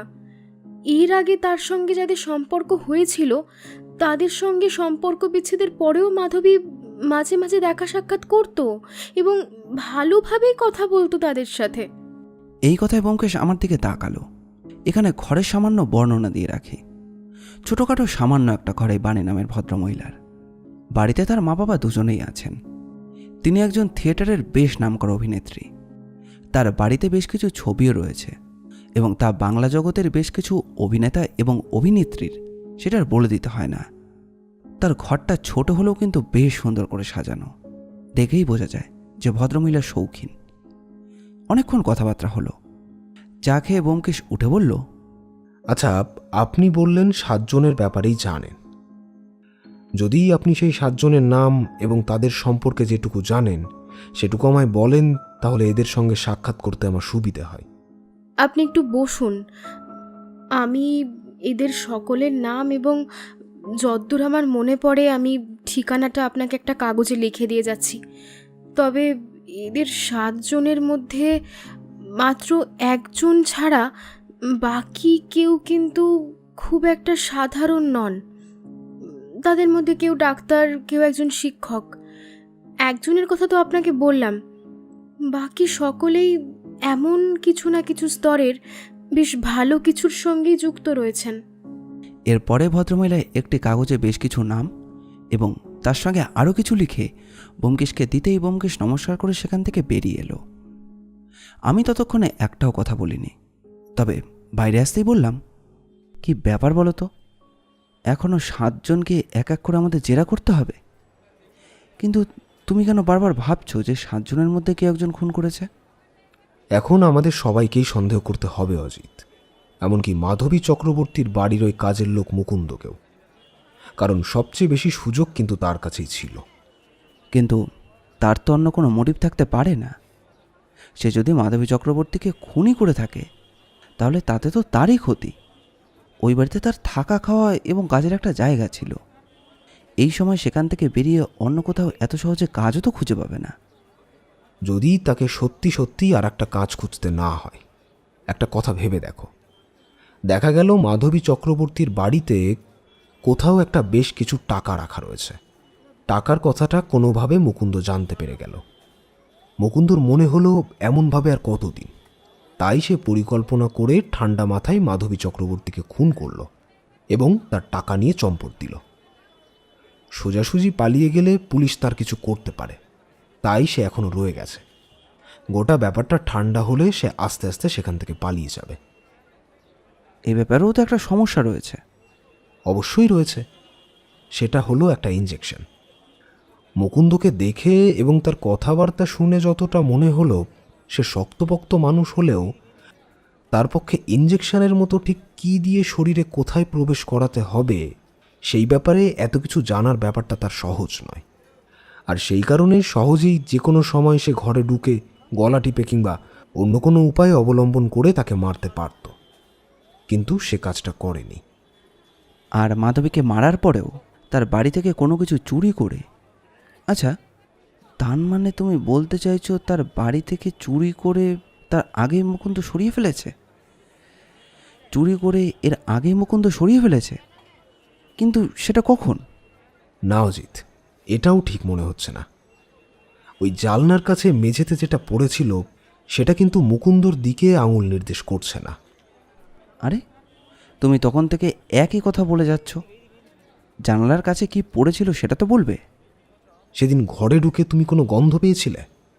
হ্যাঁ, মাধবী দেবীর ঘরে একটা গন্ধ ছিল, যে গন্ধটা আমরা আমাদের বাড়িতেও পেয়েছিলাম।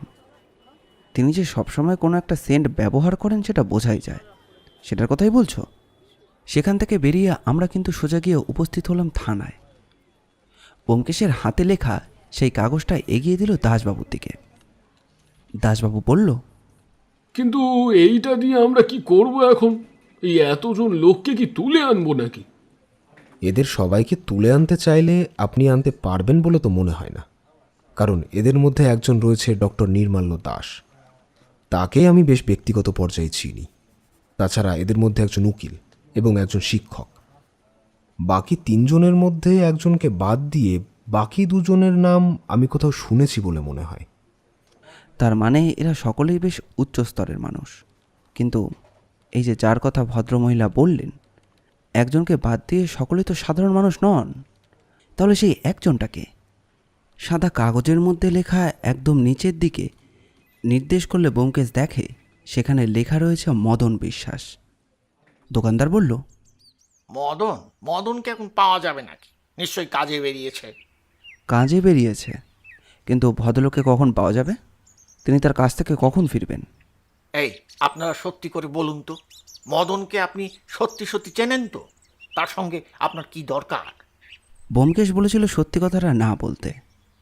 মদনের ব্যাপারে খোঁজখবর বার করতেই হবে, তাই পুলিশের সাহায্যের জন্যই যে আমি এখানে এসেছি সে কথা বলতে পারলাম না। আসলে একটা গোপন কাজে মদনের সঙ্গে আমাদের দেখা করতে হবে। আপনি যদি তার বাড়িটা কোথায় একটু বলে দেন, কিংবা সে কখন আসবে সেটাও বলেন, তাহলে বড্ড ভালো হয়। দোকানদার একবার সন্দেহপ্রবণ চোখে আমার পা থেকে মাথা পর্যন্ত দেখে নিল, আমার পোশাকের দিকে তাকিয়ে বলল, দেখে তো ভদ্রলোক বলেই মনে হচ্ছে, কিন্তু মদনের মতো একটা চোর ডাকাতকে আপনার কি দরকার? মদনবাবু চোর ডাকাত? মানে কি বলছেন এসব? দোকানদার সামান্য হাসল, তারপর হাতের কাছে বানাতে থাকা পানটা শেষ করে সামনে দাঁড়িয়ে থাকা একজন খদ্দেরকে দিয়ে বলল, বুঝেছি বুঝেছি, আপনি মদনকে ভালোভাবে চেনেন না। ওই কারোর কথা শুনে তার কাছে এসেছেন।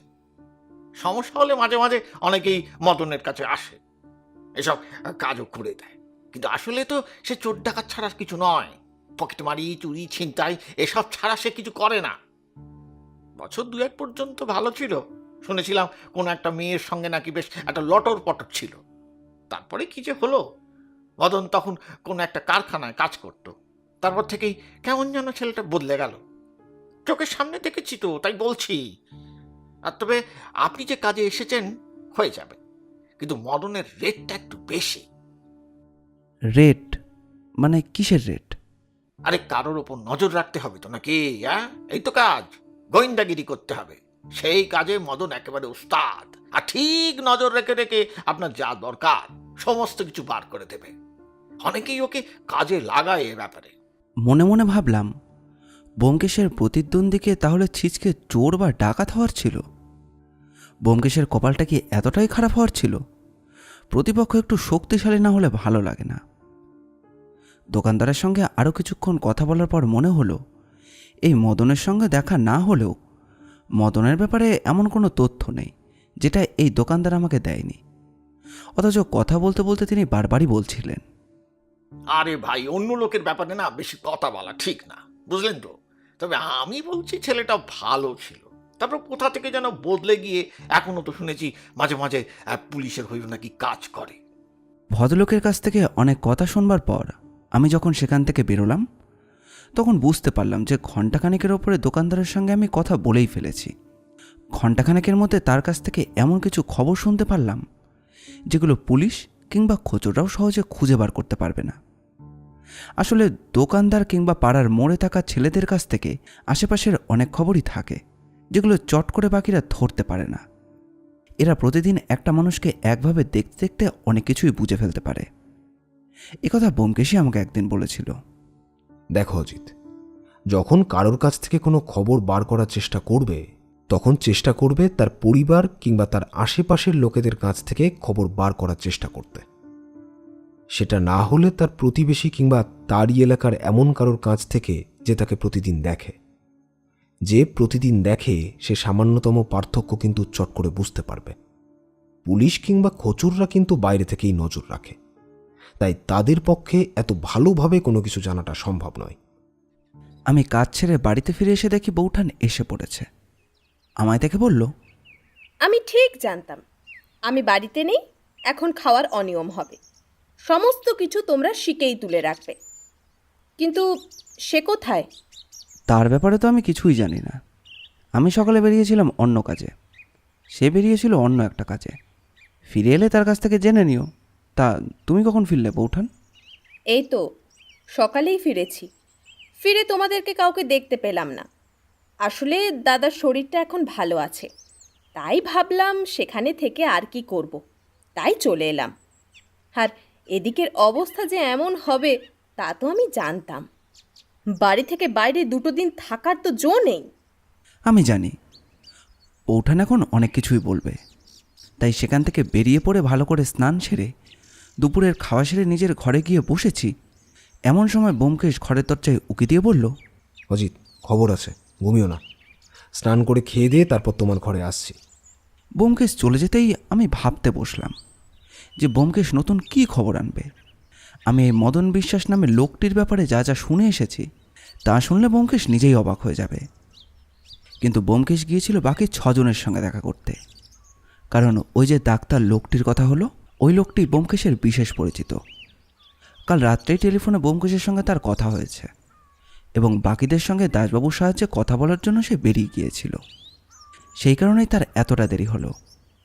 কিন্তু সমস্যাটা হলো, আসল অপরাধী সেই রাত্রে ওই ঘরে গিয়ে ঢুকলোই বা কী করে, আর মাধবী তাকে ঢুকতেই বা দিল কেন? হঠাৎ একটা কথা মনে পড়ে গেল। মাধবীর সঙ্গে যার বিয়ে হওয়ার কথা ছিল, মানে মোহনলাল, তার সঙ্গে একবার মাত্র টেলিফোনে কথা হয়েছে। সে জানিয়েছিল সে একটা সিনেমার শুটিং করতে কিছুটা ব্যস্ত রয়েছে, সেটা শেষ হলেই আমাদের সঙ্গে সাক্ষাৎ করবে এবং এর মধ্যে ব্যোমকেশ চাইলে তার সঙ্গে শুটিং স্পটে গিয়ে একদিন তার সঙ্গে কথাও বলে আসতে পারে। তবে কী কারণে জানি না, ব্যোমকেশ এখনও পর্যন্ত তার সঙ্গে দেখা করতে চায়নি। ব্যোমকেশ ফিরে এসে বলল, দেখো, একজনের সাথে আমার কথা হয়ে গেছে, বাকি 6 জনের সঙ্গে কথা হওয়ার দরকার ছিল। তার মধ্যে একজন অভিনেতা দিব্যেন্দু নামের ওই ভদ্রলোকের সঙ্গে আমার কথা হলো। সকলেই কিন্তু এক বাক্যে স্বীকার করেছেন যে তাদের সঙ্গে মাধবী চক্রবর্তীর সম্পর্ক বেশ ভালোই ছিল। তবে সকলেই একটা কথাই বলছেন, মাধবী চক্রবর্তীর উচ্চাশা ছিল অতিরিক্ত। তিনি কোনো সময়েই কোনো কিছুতেই সন্তুষ্ট হতে পারতেন না। সর্বদা এক লাফে বড়লোক হওয়ার তার একটা ইচ্ছে ছিল। তাছাড়া তার স্বভাব চরিত্রের বর্ণনাতেও সবাই খুব একটা ভালো কথা বলেনি। তবে বুঝতেই পারছো, এদের সঙ্গে যে তার সম্পর্ক ছিল সেটা তো সহজে তারা স্বীকার করতো না, যদি না মাধবী চক্রবর্তী খুন না হয়ে যেত। এখন মিথ্যে কথা বলতে গেলে তারা যে কোনোভাবেই ফেঁসে যেতে পারে, সেই ভয়ে সকলেই সত্যি কথাই বলছে। এবং বিশেষ করে পুলিশের সঙ্গে আমি তদন্ত করছি বলে হয়তো তারা বলতে গিয়েও 2বার ভেবেছে। তার মানে তুমি বলতে চাইছো পুলিশের সঙ্গে তুমি ছিলে বলেই তারা কথাটা স্বীকার করে নিয়েছে, নাহলে করতো না? তুমি কথাটা বুঝতে পারছো না যে পুলিশ এবং আমি দুজনে মিলেই যৌথভাবে ব্যাপারটা দেখছি বলেই তারা কোনো রকম ঝামেলা চায় না, তাই কথাটা স্বীকার করে নিয়েছে। একজন অভিনেত্রীর সঙ্গে তাদের সম্পর্ক থাকতেই পারে, এটা তো খারাপ কিছু নয়। তবে সবচেয়ে মজার কথা হলো, তুমি যে মদন বিশ্বাসের সঙ্গে দেখা করতে গেছিলে তার সঙ্গে যখন এই অভিনেত্রী মাধবী চক্রবর্তীর সম্পর্ক ছিল, তখন কিন্তু মাধবী চক্রবর্তী সিনেমা জগতে এসে পৌঁছায়নি। তিনি 2 বছর ধরে এত নাম পেয়েছেন। মদন বিশ্বাসের এলাকার দোকানদারের কাছ থেকে আমিও ঠিক একই তথ্যটা জানতে পেরেছি। তবে তার আগে মদন বিশ্বাস কোনো একটা কারখানায় কাজ করতেন এবং তারপরে মদন বিশ্বাস ওই কারখানা ছেড়ে দিয়ে বোধহয় অসৎ কোনো পথে যুক্ত হয়ে পড়েছিলেন। আচ্ছা, কারখানাটার নাম কি বলতো? রয়্যাল স্টিল অ্যান্ড কাম। আচ্ছা, এই কারখানার মালিকের সাথে কিন্তু আমার আজই কথা হয়েছে। এই 6 জনের মধ্যে কিন্তু তার নামটাও ছিল এবং তিনিও ওই মদনের ব্যাপারে ওই একই কথা আমায় জানিয়েছেন। ওই মদন একবার তাকে মারার হুমকিও দিয়েছিল এবং তাকে আক্রমণ করার চেষ্টাও করেছিল। তারপরেই কিন্তু মদনকে সেখানে কাজ থেকে ছাড়িয়ে দেওয়া হয়। হঠাৎ করে দোকানদারের কথাগুলো মনে পড়ে গিয়েছিল। দোকানদার ভেবেছিল আমি মদনকে নিয়ে কোনো কাজ করানোর জন্য গিয়েছি। দোকানদার কিন্তু আমাকে এমন কিছু একটাই বলেছিল, মদন টাকা নিয়ে নজর রাখার কাজ করে। তোমার প্রতিদ্বন্দ্বী বলতে পারো। না, মদন টাকা নিয়ে নজর রাখার কাজ করলেও আসল কাজ কিন্তু সেটা নয়। আসল কাজ হলো অন্য। তার সঙ্গে আরও কয়েকজন আছে, তারা টাকা নিয়ে যে কোনো ক্লায়েন্টের কথা মতো অন্য লোকের ক্ষতি করে। ধরো ওই মারধর করা, ভয় দেখানো, হাত পা ভাঙা। তবে খুন কিন্তু তারা এখনো পর্যন্ত করেনি। কিন্তু আমি বুঝতে পারছি না যে এই মদন বিশ্বাসের সঙ্গে তুমি যে কারখানার কথা বলছো তার মালিকের সমস্যার কারণ কি, আর তারপর থেকে মাধবী চক্রবর্তী সিনেমার জগতে আসা, আর তারপরে মদনের সঙ্গে এমনভাবে একটা দূরত্ব তৈরি হওয়া। সব কিছুর মধ্যে আসল সম্পর্কটা কি? সম্পর্ক তো একটা আছেই, সেটা খুব শিগগিরই আমি খুঁজে বার করব। তবে আমার যেন মনে হয় একটা সুতো আমি দেখতে পেয়েছি, কিন্তু এই সুতোটা কি মাধবী চক্রবর্তীর ঘরের দরজা পর্যন্ত যাচ্ছে সেটাই আমাকে জানতে হবে। আর জালনার কাছে মেঝেতে পড়ে থাকা ওটা। ব্যোমকেশ আরও কিছুক্ষণ বসল। মদনের ব্যাপারে যা যা জানতে পেরেছি সব কিছুই আমার কাছ থেকে জানলো, কিন্তু নতুন করে আর কিছুই বলল না। বুঝতে পারলাম ব্যোমকেশ এই সন্দেহ তালিকায় মুকুন্দের সঙ্গে যুক্ত হলো এই মদন বিশ্বাস, ও সেই কারখানার মালিক। তবে বাকি 6 জন তার সন্দেহের তালিকায় আছে কিনা সেটা বোঝা গেল না। সকাল সকালে এই কেসের ব্যাপার নিয়ে ব্যোমকেশের সাথে বৌঠানের একটা কুরুক্ষেত্র তৈরি হলো। চা খেতে বসে বৌঠান বলল, কালকে দুপুরে এত দেরি করে ফিরলে, তারপর আবার বিকেলে বেরোলে, ফিরতে এত রাত হলো, আজ আবার এত সকালে তুমি কোথায় যাবে? আচ্ছা, তুমি আমায় একটা কথা বলো তো, আমি কোথায় যাব সেটা যদি তোমায় বলি তাতে তোমার কি লাভ হবে? অন্তত আমি বুঝতে পারবো তোমার ফিরতে কতক্ষণ লাগবে কিংবা কতটা দেরি হবে। আর যদি বলি আমি কখন ফিরব সে ব্যাপারে আমি নিজেই জানি না। প্রথমে এখান থেকে যাব থানায় দাসবাবুর কাছে। দাসবাবুকে সেখান থেকে তুলে নিয়ে যাব মাধবী চক্রবর্তীর বাড়িতে। সেখান থেকে কারখানায় যেতে পারি কিংবা থিয়েটারেও যেতে পারি, যেখানে মাধবী চক্রবর্তী প্রথম অভিনয়ের সঙ্গে যুক্ত হয়েছিলেন, কিংবা ডিরেক্টরের বাড়িতেও যেতে পারি, কিংবা বাণী ম্যাডামের বাড়িতেও। এবার এই সমস্ত কাজ ছেড়ে বাড়ি ফিরতে ফিরতে কতক্ষণ লাগবে এবং আমি কোথায় কোথায় থাকবো সে কথা আমি তোমায় জানাবো কি করে? আরে সত্য, তুমি তো বুঝতেই পারছো না। ভালো কথা তো তোমায় বলাই হয়নি। যে অভিনেত্রী মারা গেছে তার নাম কি বলো তো? আরে হ্যাঁ, তাই তো, কাল রাতে এত কিছু বললে অথচ ওই অভিনেত্রীর নামটাই তো বললে না। কি নাম তার? আমার মনে হয় আমার মুখ থেকে তার নামটা শোনার চেয়ে অজিতের মুখ থেকেই সে নামটা শুনতে তোমার ভালো লাগবে। কি বলো অজিত? বউটার নামটা শুনে যেন চমকে উঠল। সে কি মাধবী চক্রবর্তী? খবরে দেখলাম কিছুদিন আগে তার নতুন কোন এক সিনেমার শুটিংয়ের কথা চলছিল, কার সঙ্গে যেন অভিনয় করার কথাও চলছিল। হ্যাঁ, আমিও দেখেছি, কিন্তু সিনেমাটার নামটা মনে পড়ছে না। তবে কলকাতার মধ্যেই কোথায় যেন একটা শুটিং হওয়ার কথা ছিল। আরে না না, সেটা তো পরে, কলকাতার বাইরে কোন একটা সিনেমার শুটিং হওয়ার কথা ছিল। আরে ওই যে মাধবী চক্রবর্তীর সঙ্গে আরও একটা অভিনেতা আছে না, কি যেন নাম, ফর্সা লম্বা চেহারার, কি যেন নামটা মনে পড়ছে না। মোহনলাল। হ্যাঁ হ্যাঁ, মোহনলাল। আর তাছাড়া এই মোহনলাল আর এই মাধবী চক্রবর্তীর মধ্যে নাকি বেশ ভালো সম্পর্ক। অনেকেই মনে করেছিলেন যে এদের দুজনের মধ্যে কোনো একটা সম্পর্ক রয়েছে। অনেকে ভাবছিলেন তারা বিয়ে করতেও রাজি, কিন্তু কোনো একটা সাক্ষাৎকারে তারা দুজনেই জানিয়েছিলেন এই ব্যাপারে সমস্ত কিছুই মিথ্যে। বৌঠান কথা বলে তারপর আমাদের কথা শুনছিলাম, কিন্তু হঠাৎ করেই দেখলাম ব্যোমকেশের মাথাটা নিচু করে কি যেন ভাবছে। তারপর হঠাৎ মাথা তুলে বলল, আচ্ছা অজিত, 7 জনের মধ্যে যদি কেউ মাধবী চক্রবর্তীকে খুনটা করে থাকে, মানে মনে করো এই মদন বিশ্বাস, তাকেই সব থেকে বেশি সন্দেহ করা যাচ্ছে যে সেই খুনটা করেছে, তাহলে তার মোটিভটা কি হবে? মোটিভ যেটা হবে সেটা অতি সাধারণ। একসময় তার সঙ্গে মাধব চক্রবর্তী সম্পর্কে ছিল এবং সেই সম্পর্ক ছিন্ন করেছে, সেই কারণেও হতে পারে। কিন্তু তাই বলে এত বছর পরে কেন? প্রায় 2 বছর তো হয়ে গেছে সেসব। তাছাড়া তাকে এতদিন পরে মাধব চক্রবর্তী তার বাড়িতে নিজের ঘরেতেই বা ঢুকতে দেবেন কেন? তার মানে এমন কেউ সেদিন রাত্রে এসেছিল যাকে মাধবী চক্রবর্তী নিজের ঘরে। আচ্ছা, ভালো কথা, তোমায় তো বলাই হয়নি। পোস্টমর্টম রিপোর্টটা এসে গেছে। একটু সময় লেগেছে যদিও, তবে পোস্টমর্টম রিপোর্টে কিন্তু একটা অদ্ভুত কথা জানা গেছে। প্রথমে মাধবী চক্রবর্তীর নাকে কেউ ক্লোরোফর্ম শুকিয়েছিল, অর্থাৎ ক্লোরোফর্মের কারণেই তিনি জ্ঞান হারিয়ে ফেলেছিলেন, এবং তারপরে তার শরীরে ওই বিষ প্রয়োগ করা হয়। বিষটা এমনই যে তার কোনো প্রভাব বাইরে থেকে দেখা যাবে না। এই বিষের কারণেই ডাক্তারের উপরে আমার প্রথম সন্দেহটা হয়েছিল, কিন্তু ডাক্তার প্রায় 1 বছর হলো বিয়ে করেছেন, তার পরিবার রয়েছে এবং তার প্র্যাকটিসও বেশ ভালো জমে উঠেছে। শুধু শুধু এমন একটা সমস্যায় তিনি জড়িয়ে পড়তে চাইবেনই বা কেন? অপরাধীকে মাধবী চক্রবর্তী নিজে ঘরে নিয়ে আসেননি, অপরাধী নিজে নিজেই তার ঘরে এসেছে ওইভাবে। না হলে মুকুন্দ কিন্তু আমাদের একবারও বলেনি যে রাতের বেলা কোনো দিন মাধবী চক্রবর্তীর ঘরে কিংবা তার বাড়িতে কেউ আসতো না। যা আসতো সবই কিন্তু দিনের বেলা। কেউ এলে সেটা মুকুন্দ নিশ্চয়ই জানত। তার মানে যে এসেছিল সে এইবার এসেছিল প্রথমবার। কিন্তু সমস্যাটা হলো, তাহলে মাধবী চক্রবর্তী দরজায় কেন?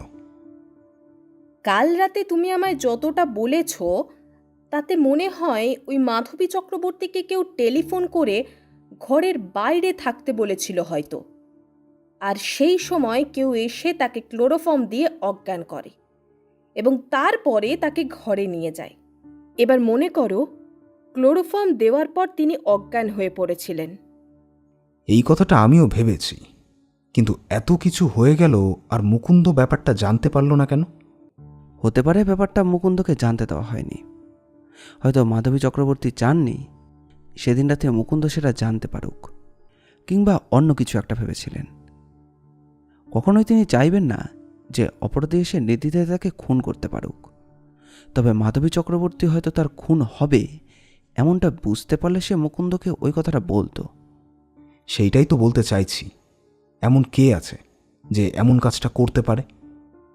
আচ্ছা, এই ডিরেক্টর বলেছিলেন মাধবীর সবচেয়ে কাছের বন্ধু বলতে বাণী, এবং তাছাড়া তার কাছে ছিল ওই মোহনলাল নামের লোকটিও। কিন্তু সমস্যা হলো, যে সিনেমায় মাধবীর কাজ করার কথা ছিল সেই সিনেমা থেকে সে সরে গেলে তার জায়গায় কার সুযোগ মিলবে? মোটিভ হিসাবে এটাও হতে পারে, কিংবা অন্য কিছুও হতে পারে। তুমি ভালো করে ওই বাড়িটা তল্লাশি করে দেখেছো কোনো কিছু চুরি গেছে নাকি, কিংবা অন্য কিছু? পুলিশ এবং আমার তদারকিতে রংচটা মনে হয়েছে। ঘর থেকে কোনো কিছু চুরি যায়নি, কোনো কিছু বাইরে নিয়ে যাওয়ার চেষ্টাও করা হয়নি।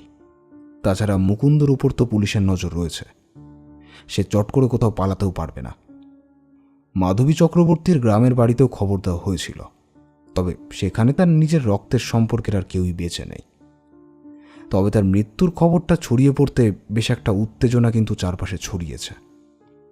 যাই হোক না কেন, একজন নামকরা অভিনেত্রী, সবাই একটু চঞ্চল তো হবেই, কিন্তু ব্যোমকেশ কিছু একটা বলতে গিয়েও যেন চুপ করে গেল।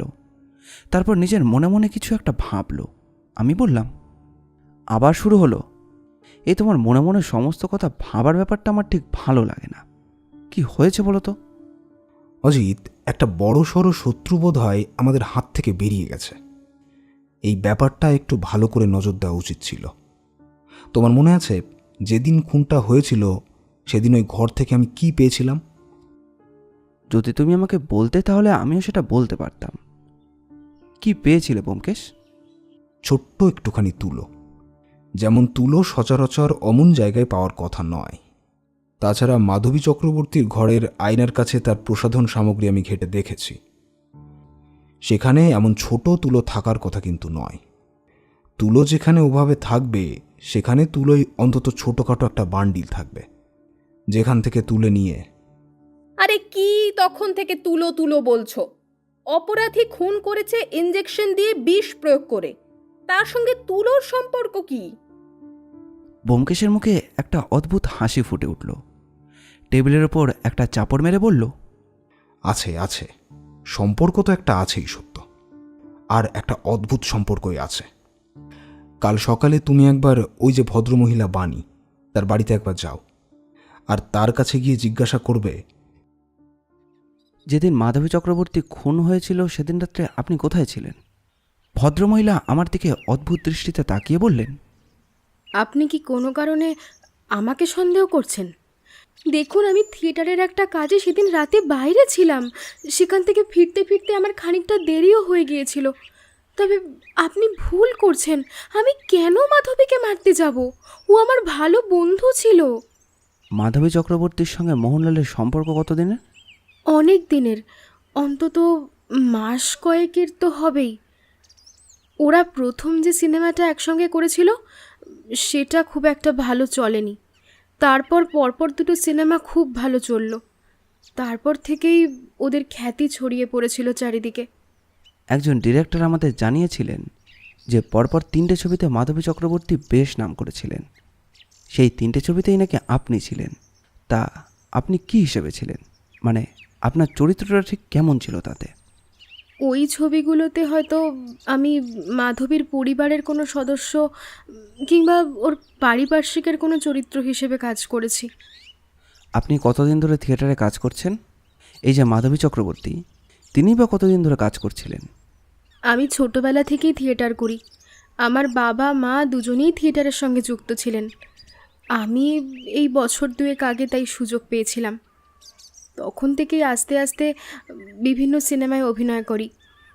মাধবী থিয়েটারের সঙ্গে যুক্ত হয়েছিল বড়জোর 3 বছর বা 2 বছর হবে। সেও বিভিন্ন সিনেমার সঙ্গে যুক্ত রয়েছে। এতদিনে আপনি কোনো সিনেমার নায়িকা, মানে অভিনেত্রী হিসেবে কাজ করেছেন? না, কাজ করার জন্য বলা হয়েছে। বুঝতেই তো পারছেন আপনি, এত বড় একটা প্রজেক্টের কাজ, বাধ্য হয়ে আমাকে রাজি হতে হয়েছে।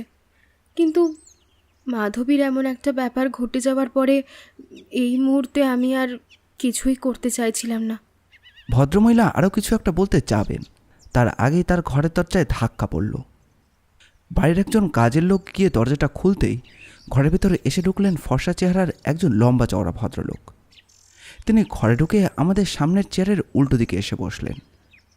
বাণী বলল, এ কি মোহনলাল বাবু, আপনি এ সময় এখানে? হ্যাঁ, এই এলাম। খুব একটা ভালো লাগছিল না, হাতে কাজও তেমন নেই।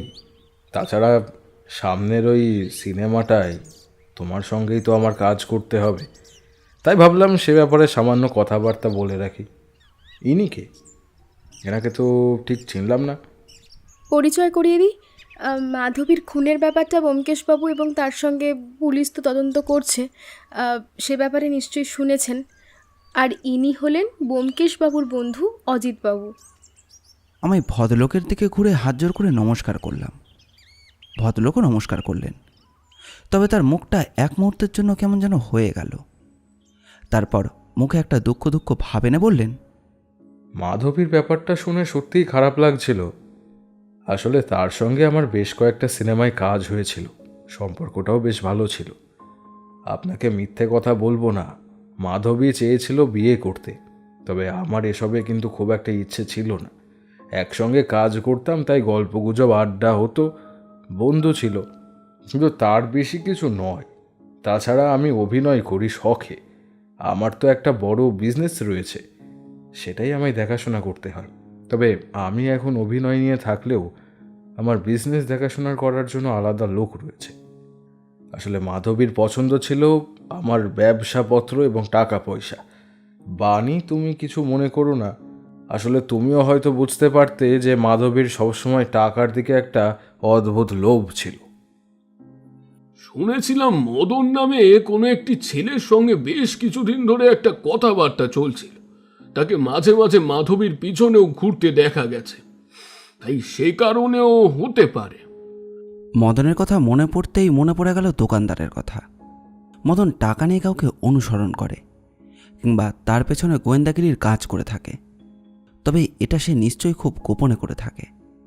যদি সেটাও হয়, তাহলে মোহনলাল কী করে জানল যে মদন মাধবী চক্রবর্তীর পেছনে ঘুরে বেড়াচ্ছিল?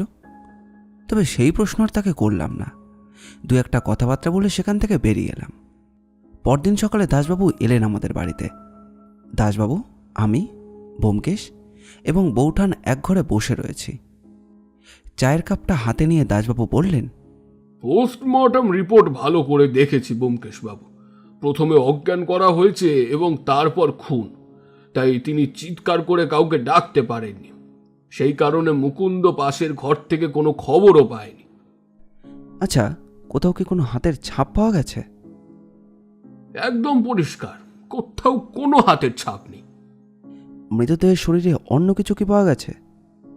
এমন কিছু যেটা থাকবার কথা নয়? কিছু না কিছু একটা তো আছে, যেটা দিয়ে আমরা অপরাধী পর্যন্ত পৌঁছাতে পারবো। তোমার কি মনে হয়?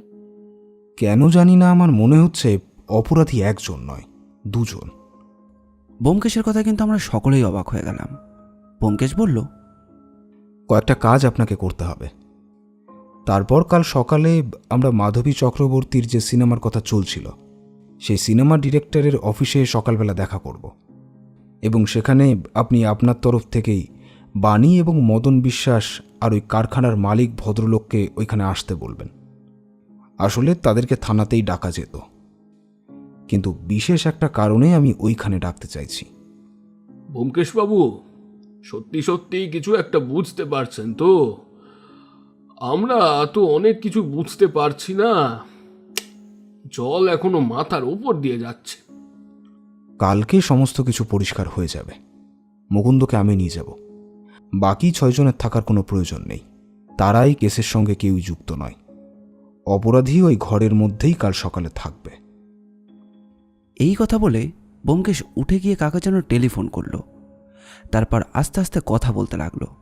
আমি বুঝতে পারলাম ব্যোমকেশ এমন কিছু একটা সন্দেহ করতে পেরেছে যা তাকে এই অদ্ভুত কেসের সমাধান পর্যন্ত নিয়ে যাবে। প্রথমে ডিরেক্টরের অফিসে দেখা করার কথা বলে পরবর্তীতে আমরা সবাইকে দেখতে পেলাম কিন্তু মাধবী চক্রবর্তীর বাড়িতে। পুলিশ অফিসার মোহনলাল, বাণী, ডিরেক্টর মদন বিশ্বাস এবং সেই কারখানার মালিককেও ডেকে আনা হলো। যে ঘরে খুন হয়েছে সেই ঘরের পাশাপাশি চেয়ারে বিছিয়ে আমরা সকলেই বসে পড়লাম। সকাল সকাল এভাবে আমাদের ডেকে আনার কারণটা কি? তাছাড়া আমাদের সবার তো নির্দিষ্ট কাজ রয়েছে, এভাবে আমাদের সময় নষ্ট করে। ব্যোমকেশবাবু, আপনি বুঝতে পারছেন না আমার কাছে প্রতিটা সময় এখন কতটা গুরুত্বপূর্ণ। নতুন করে ছবিটা করার একটা সুযোগ আমি পেয়েছি। আপনি কি করতে চাইছেন বলুন তো?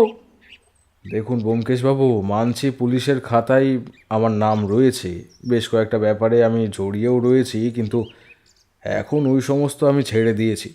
এখন সোজা কথা, একটা গোপন কাজ করি, তবে তাতে কারো ক্ষতি টতি করি না। কারখানার মালিক চুপ করে ব্যোমকেশের দিকে তাকিয়ে রইল। বোঝাই গেল যে এর আগে ব্যোমকেশের সঙ্গে তার কথা হয়েছে। আপনারা সকলে যে আমার কথায় এখানে এসে উপস্থিত হয়েছেন তার জন্য আমি আপনাদের সবার কাছেই কৃতজ্ঞ। আসলে বেশ কিছুদিন আগে মাধবী চক্রবর্তীর খুন হয়। এই ঘরেই বিছানার উপরে তার খুন হয়েছিল। সকালে মুকুন্দ তার মৃতদেহ দেখতে পেয়েছিল এই ঘরে, এবং সে তারপর পুলিশে খবর দেয়। কিন্তু আমরা যখন আসি তার অনেক আগেই তিনি মারা গেছেন। তিনি মারা গিয়েছিলেন প্রায় মাঝরাতের একটু আগে। সমস্যা হলো, ভদ্রমহিলা তার আগের দিন আমাদের কাছে গিয়েছিলেন এবং সেখানে গিয়ে বলেছিলেন কেউ তার উপরে নজর রেখে চলেছে এবং তার মনে হচ্ছে সে তাকে আক্রমণ করতে পারে। তার মনে হয়েছিল তার অনেক শত্রু রয়েছে, তার শত্রুদের মধ্যেই কেউ একজন কাজটা করতে পারে। তবে সেই মুহূর্তে তার কেসটা খুব একটা শক্তপোক্ত না থাকায় আমি সেটা হাতে নিতে অস্বীকার করি, আর সেদিন রাত্রেবেলাতেই তিনি মারা যান। মুকুন্দের কাছ থেকে খবর পেয়ে আমি এখানে এসেছিলাম এবং তখনই ব্যোমকেশবাবুকে এখানে এনেছিলাম। তারপর থেকে এই কেসটা ব্যোমকেশবাবুই তদন্ত করছেন। সে তো আমি জানি, কিন্তু আমাদের সময় নষ্ট করে এভাবে এখানে বসিয়ে রাখার কারণটা কি? অপরাধীকে খুঁজে বার করুন, তাকে ধরে জেলে পুরুন, তাহলেই তো সব হয়ে গেল। এরপর ব্যোমকেশ পকেট থেকে একটি কাগজ বার করলো, যাতে একটা লিস্ট তৈরি করে দিয়েছিল বাণী। এই সেই 7 জনের নামের তালিকা, যেই 7 জনের সঙ্গে মাধবীর একটা সম্পর্ক তৈরি হয়েছিল। এই তালিকা আমায় দিয়েছিলেন এই ভদ্রমহিলা। এই তালিকার মধ্যে থেকে মাত্র 2 জন আজ এই ঘরে উপস্থিত আছেন। একজন হলো ওই মদন বিশ্বাস, আর একজন হলেন একটি কারখানার মালিক ওই গোবর্ধন হালদার।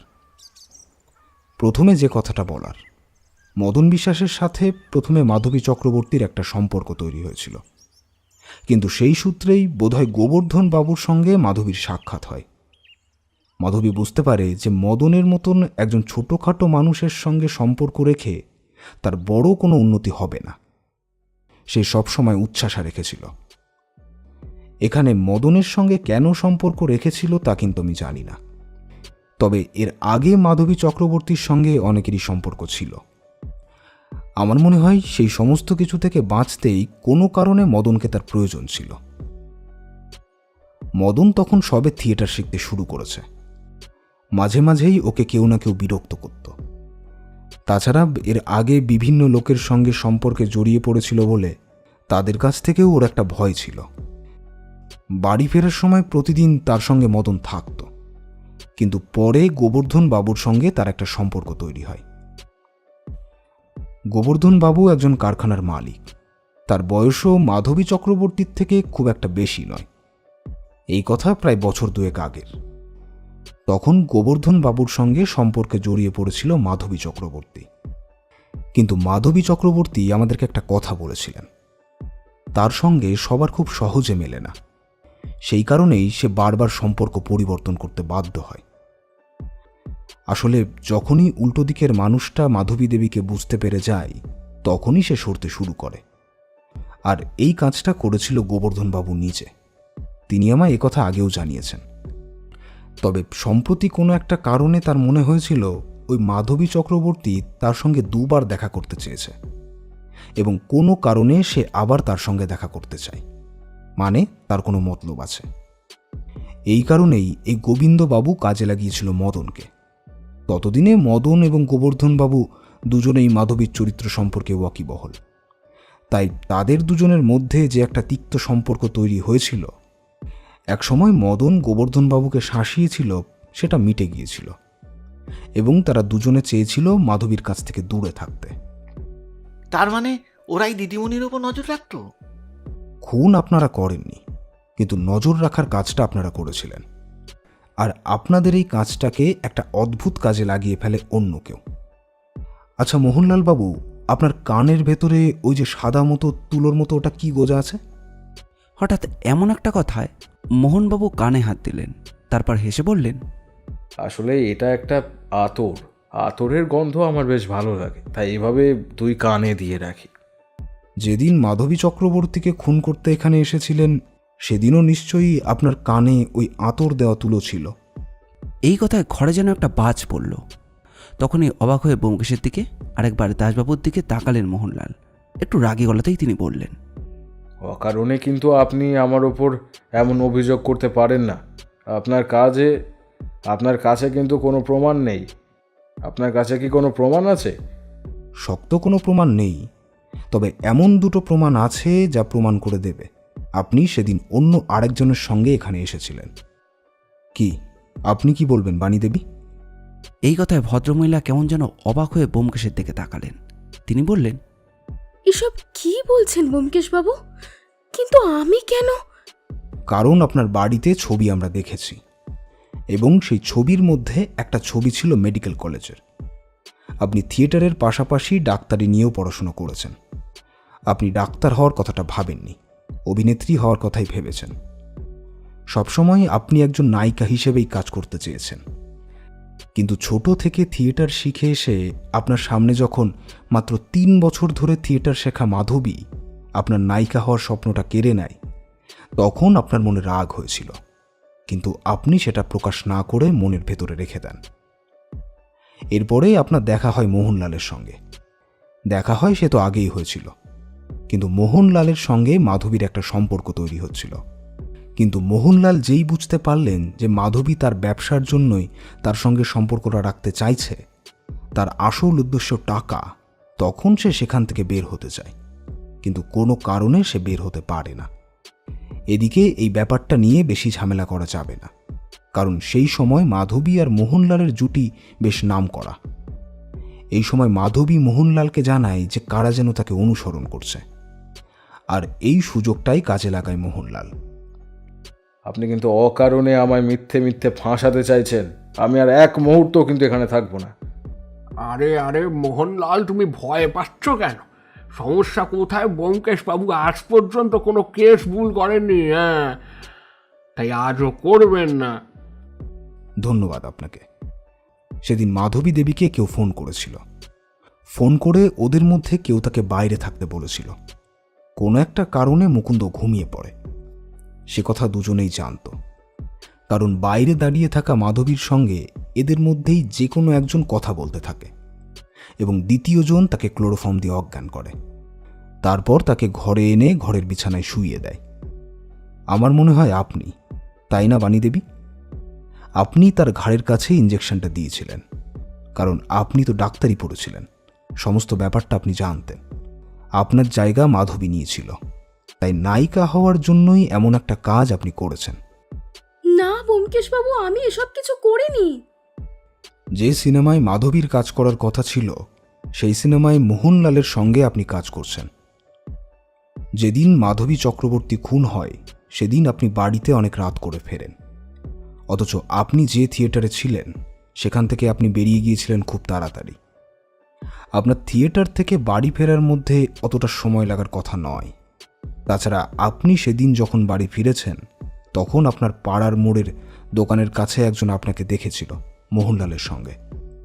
মোহনলাল আপনাকে বাড়ির দিকে ছেড়ে দিয়ে সে আবার চলে গিয়েছিল। মোহনলাল একজন নায়ক, তাকে দেখলে চিনবে না এমন মানুষের সংখ্যা খুবই কম। এবার বলুন তো, আপনি নিজের হাতে খুনটা করেছেন তাই না? কেন করেছেন বলুন তো? হ্যাঁ হ্যাঁ, আমি করেছি। ও আমার সব অধিকার কেড়ে নিয়েছিল, আর আমি যেন কিছুই ছিলাম না। যেখানে আমার সিনেমায় রোল পাওয়ার কথা ছিল সেসব জায়গায় সব রোল ও পাচ্ছিল, আর আমি ছিলাম পার্শ্ব চরিত্রে। তারপর যখন মোহনলালের সঙ্গে ওর একটা সম্পর্ক তৈরি হলো তখন আমার আরও রাগ হলো, কিন্তু আমি সুযোগ খুঁজছিলাম, ব্যাস, আর সুযোগটা আমি পেয়েও গেলাম সেদিন। আমি পারছিলাম না। সব সময় টাকা, এটা ওটা সব কিছু তার প্রয়োজন। এত কিছু আমি আর পারছিলাম না। যতবারই বলেছিলাম সম্পর্ক ভাঙার কথা ততবারই সবার সামনে এসে আমার নামে বদনাম করবে বলে ভয় দেখিয়েছিল। তাই আমি এমন একটা সুযোগ খুঁজছিলাম যাতে আমার বদনাম না হয় অথচ আমার কাজটাও হয়ে যায়। তাই সেদিন আমার পরিকল্পনা একদম সব কিছু করে ওকে টেলিফোন করে বাইরে বেরোতে বলি। আমি যখন কথা বলছিলাম তখনই বাণী ওকে ওই ক্লোরোফর্ম দিয়ে অজ্ঞান করে ফেলে।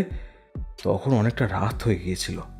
তাছাড়া মুকুন্দ একবার ঘুমিয়ে পড়লে তার ঘুমটা ভাঙে না সহজে। তারপরে ঘরে নিয়ে গিয়ে ইঞ্জেকশনটা দিই, তারপর সেখান থেকে আমরা চলে যাই। কিন্তু যাওয়ার আগে সমস্ত কিছু পরীক্ষা করে দেখেছি। হাতে গ্লাভস পরা ছিল, যাতে ঘরের মধ্যে কোনো চিহ্ন থাকলে আমরা সেটা মুছে ফেলতে পারি। আর আমরা কোনো চিহ্ন রেখেও আসিনি, নিখুঁতভাবে কাজটা। কিন্তু আপনি ধরলেন কি করে? আপনার কানে গুজে রাখা আতর দেওয়া ওই তুলোর টুকরোই আপনাকে ধরিয়ে দিয়েছিল। সেদিন কোনোভাবে একটা তুলোর টুকরো আপনার কান থেকে জানলার কাছে পড়ে গিয়েছিল, অথচ ঘরে খুঁজে আমি তুলোর চিহ্ন মাত্র দেখতে পাইনি। তাহলে ওই তুলো এলো কোত্থেকে? এবং ওই তুলোতে ছিল আতরের গন্ধ। অথচ বিভিন্ন ধরনের সেন্ট মাধবী ব্যবহার করলেও আতর ব্যবহার কিন্তু করতো না। কি, তোমরা এই সমস্ত কাজ করেছো? আমার অনেক বড় ক্ষতি হয়ে গেল। হায় হায় হায় হায় হায়, আমায় আর এই সিনেমা করার সময় দেবে না ডিরেক্টর। এখন আমি কি করব? হ্যাঁ, তাই করুন। আর গোবর্ধন বাবু এবং মদন বাবু, আপনাদের ধন্যবাদ আমার কথা রাখার জন্য এবং আমার কথা মতো ওই কাজগুলোকে করার জন্য। আপনাদের সঙ্গে দেখা না হলে এই গোটা ব্যাপারটা এত সহজে সমাধান করতে পারতাম না। পুলিশ কনস্টেবল দাসবাবু, মোহনলাল এবং বাণীকে নিয়ে চলে গেল। সবাই ঘর থেকে বেরিয়ে এলো। মুকুন্দ ঘরের একপাশে চেয়ারের উপর শূন্য দৃষ্টিতে বসে রয়েছে। ব্যোমকেশ এগিয়ে গিয়ে বলল, মুকুন্দ, বুঝতে পারছি তুমি কি ভাবছ। এই বাড়িটা তোমায় সত্যি ছেড়ে দিতে হবে। এটা যেহেতু মাধবীর নামে, তাই তার পরিবারের কেউ থাকলে এটা তার কাছেই যাবে, না হলে সমস্তটা পুলিশের উপরই নির্ভর করবে। তবে তোমায় এটা ছেড়ে দিতে হবে। তবে চিন্তা করো না, দাসবাবুর সঙ্গে এই ব্যাপারে আমি আগে থেকেই কথা বলে রেখেছি। সে তোমার একটা ঠিক ব্যবস্থা করে দেবে। মুকুন্দ অবাক হয়ে তাকালো ব্যোমকেশের দিকে। তার চোখের কোণে জল। সে হুড়মুড় করে ব্যোমকেশকে প্রণাম করতে যাচ্ছিল।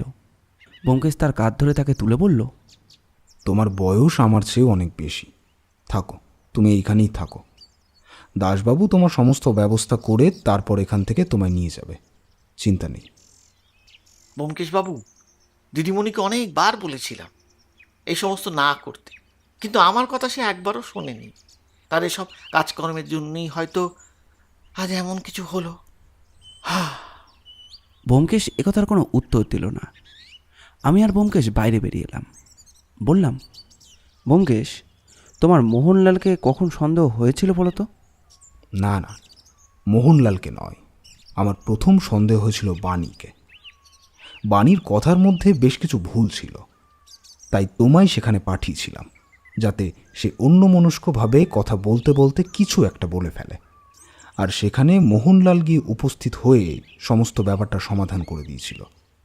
তাই পুরো রহস্যটা মিটে গিয়েছিল। বাদবাকি তো তুমি জানোই। গল্পটি ভালো লাগলে অবশ্যই লাইক করবেন এবং কীরকম লাগলো সেটি কমেন্ট করে জানাবেন। আমরা আপনাদের মধ্যে থেকে একটি কমেন্ট পিন করে দেব। এই রকম গোয়েন্দা গল্প ও অ্যাডভেঞ্চার গল্প আমরা প্রায় নিয়ে আসি। আমাদের চ্যানেলটি ঘুরেও আসতে পারেন। আমাদের চ্যানেলটিকে সাবস্ক্রাইব করে আমাদের পাশে থাকবেন।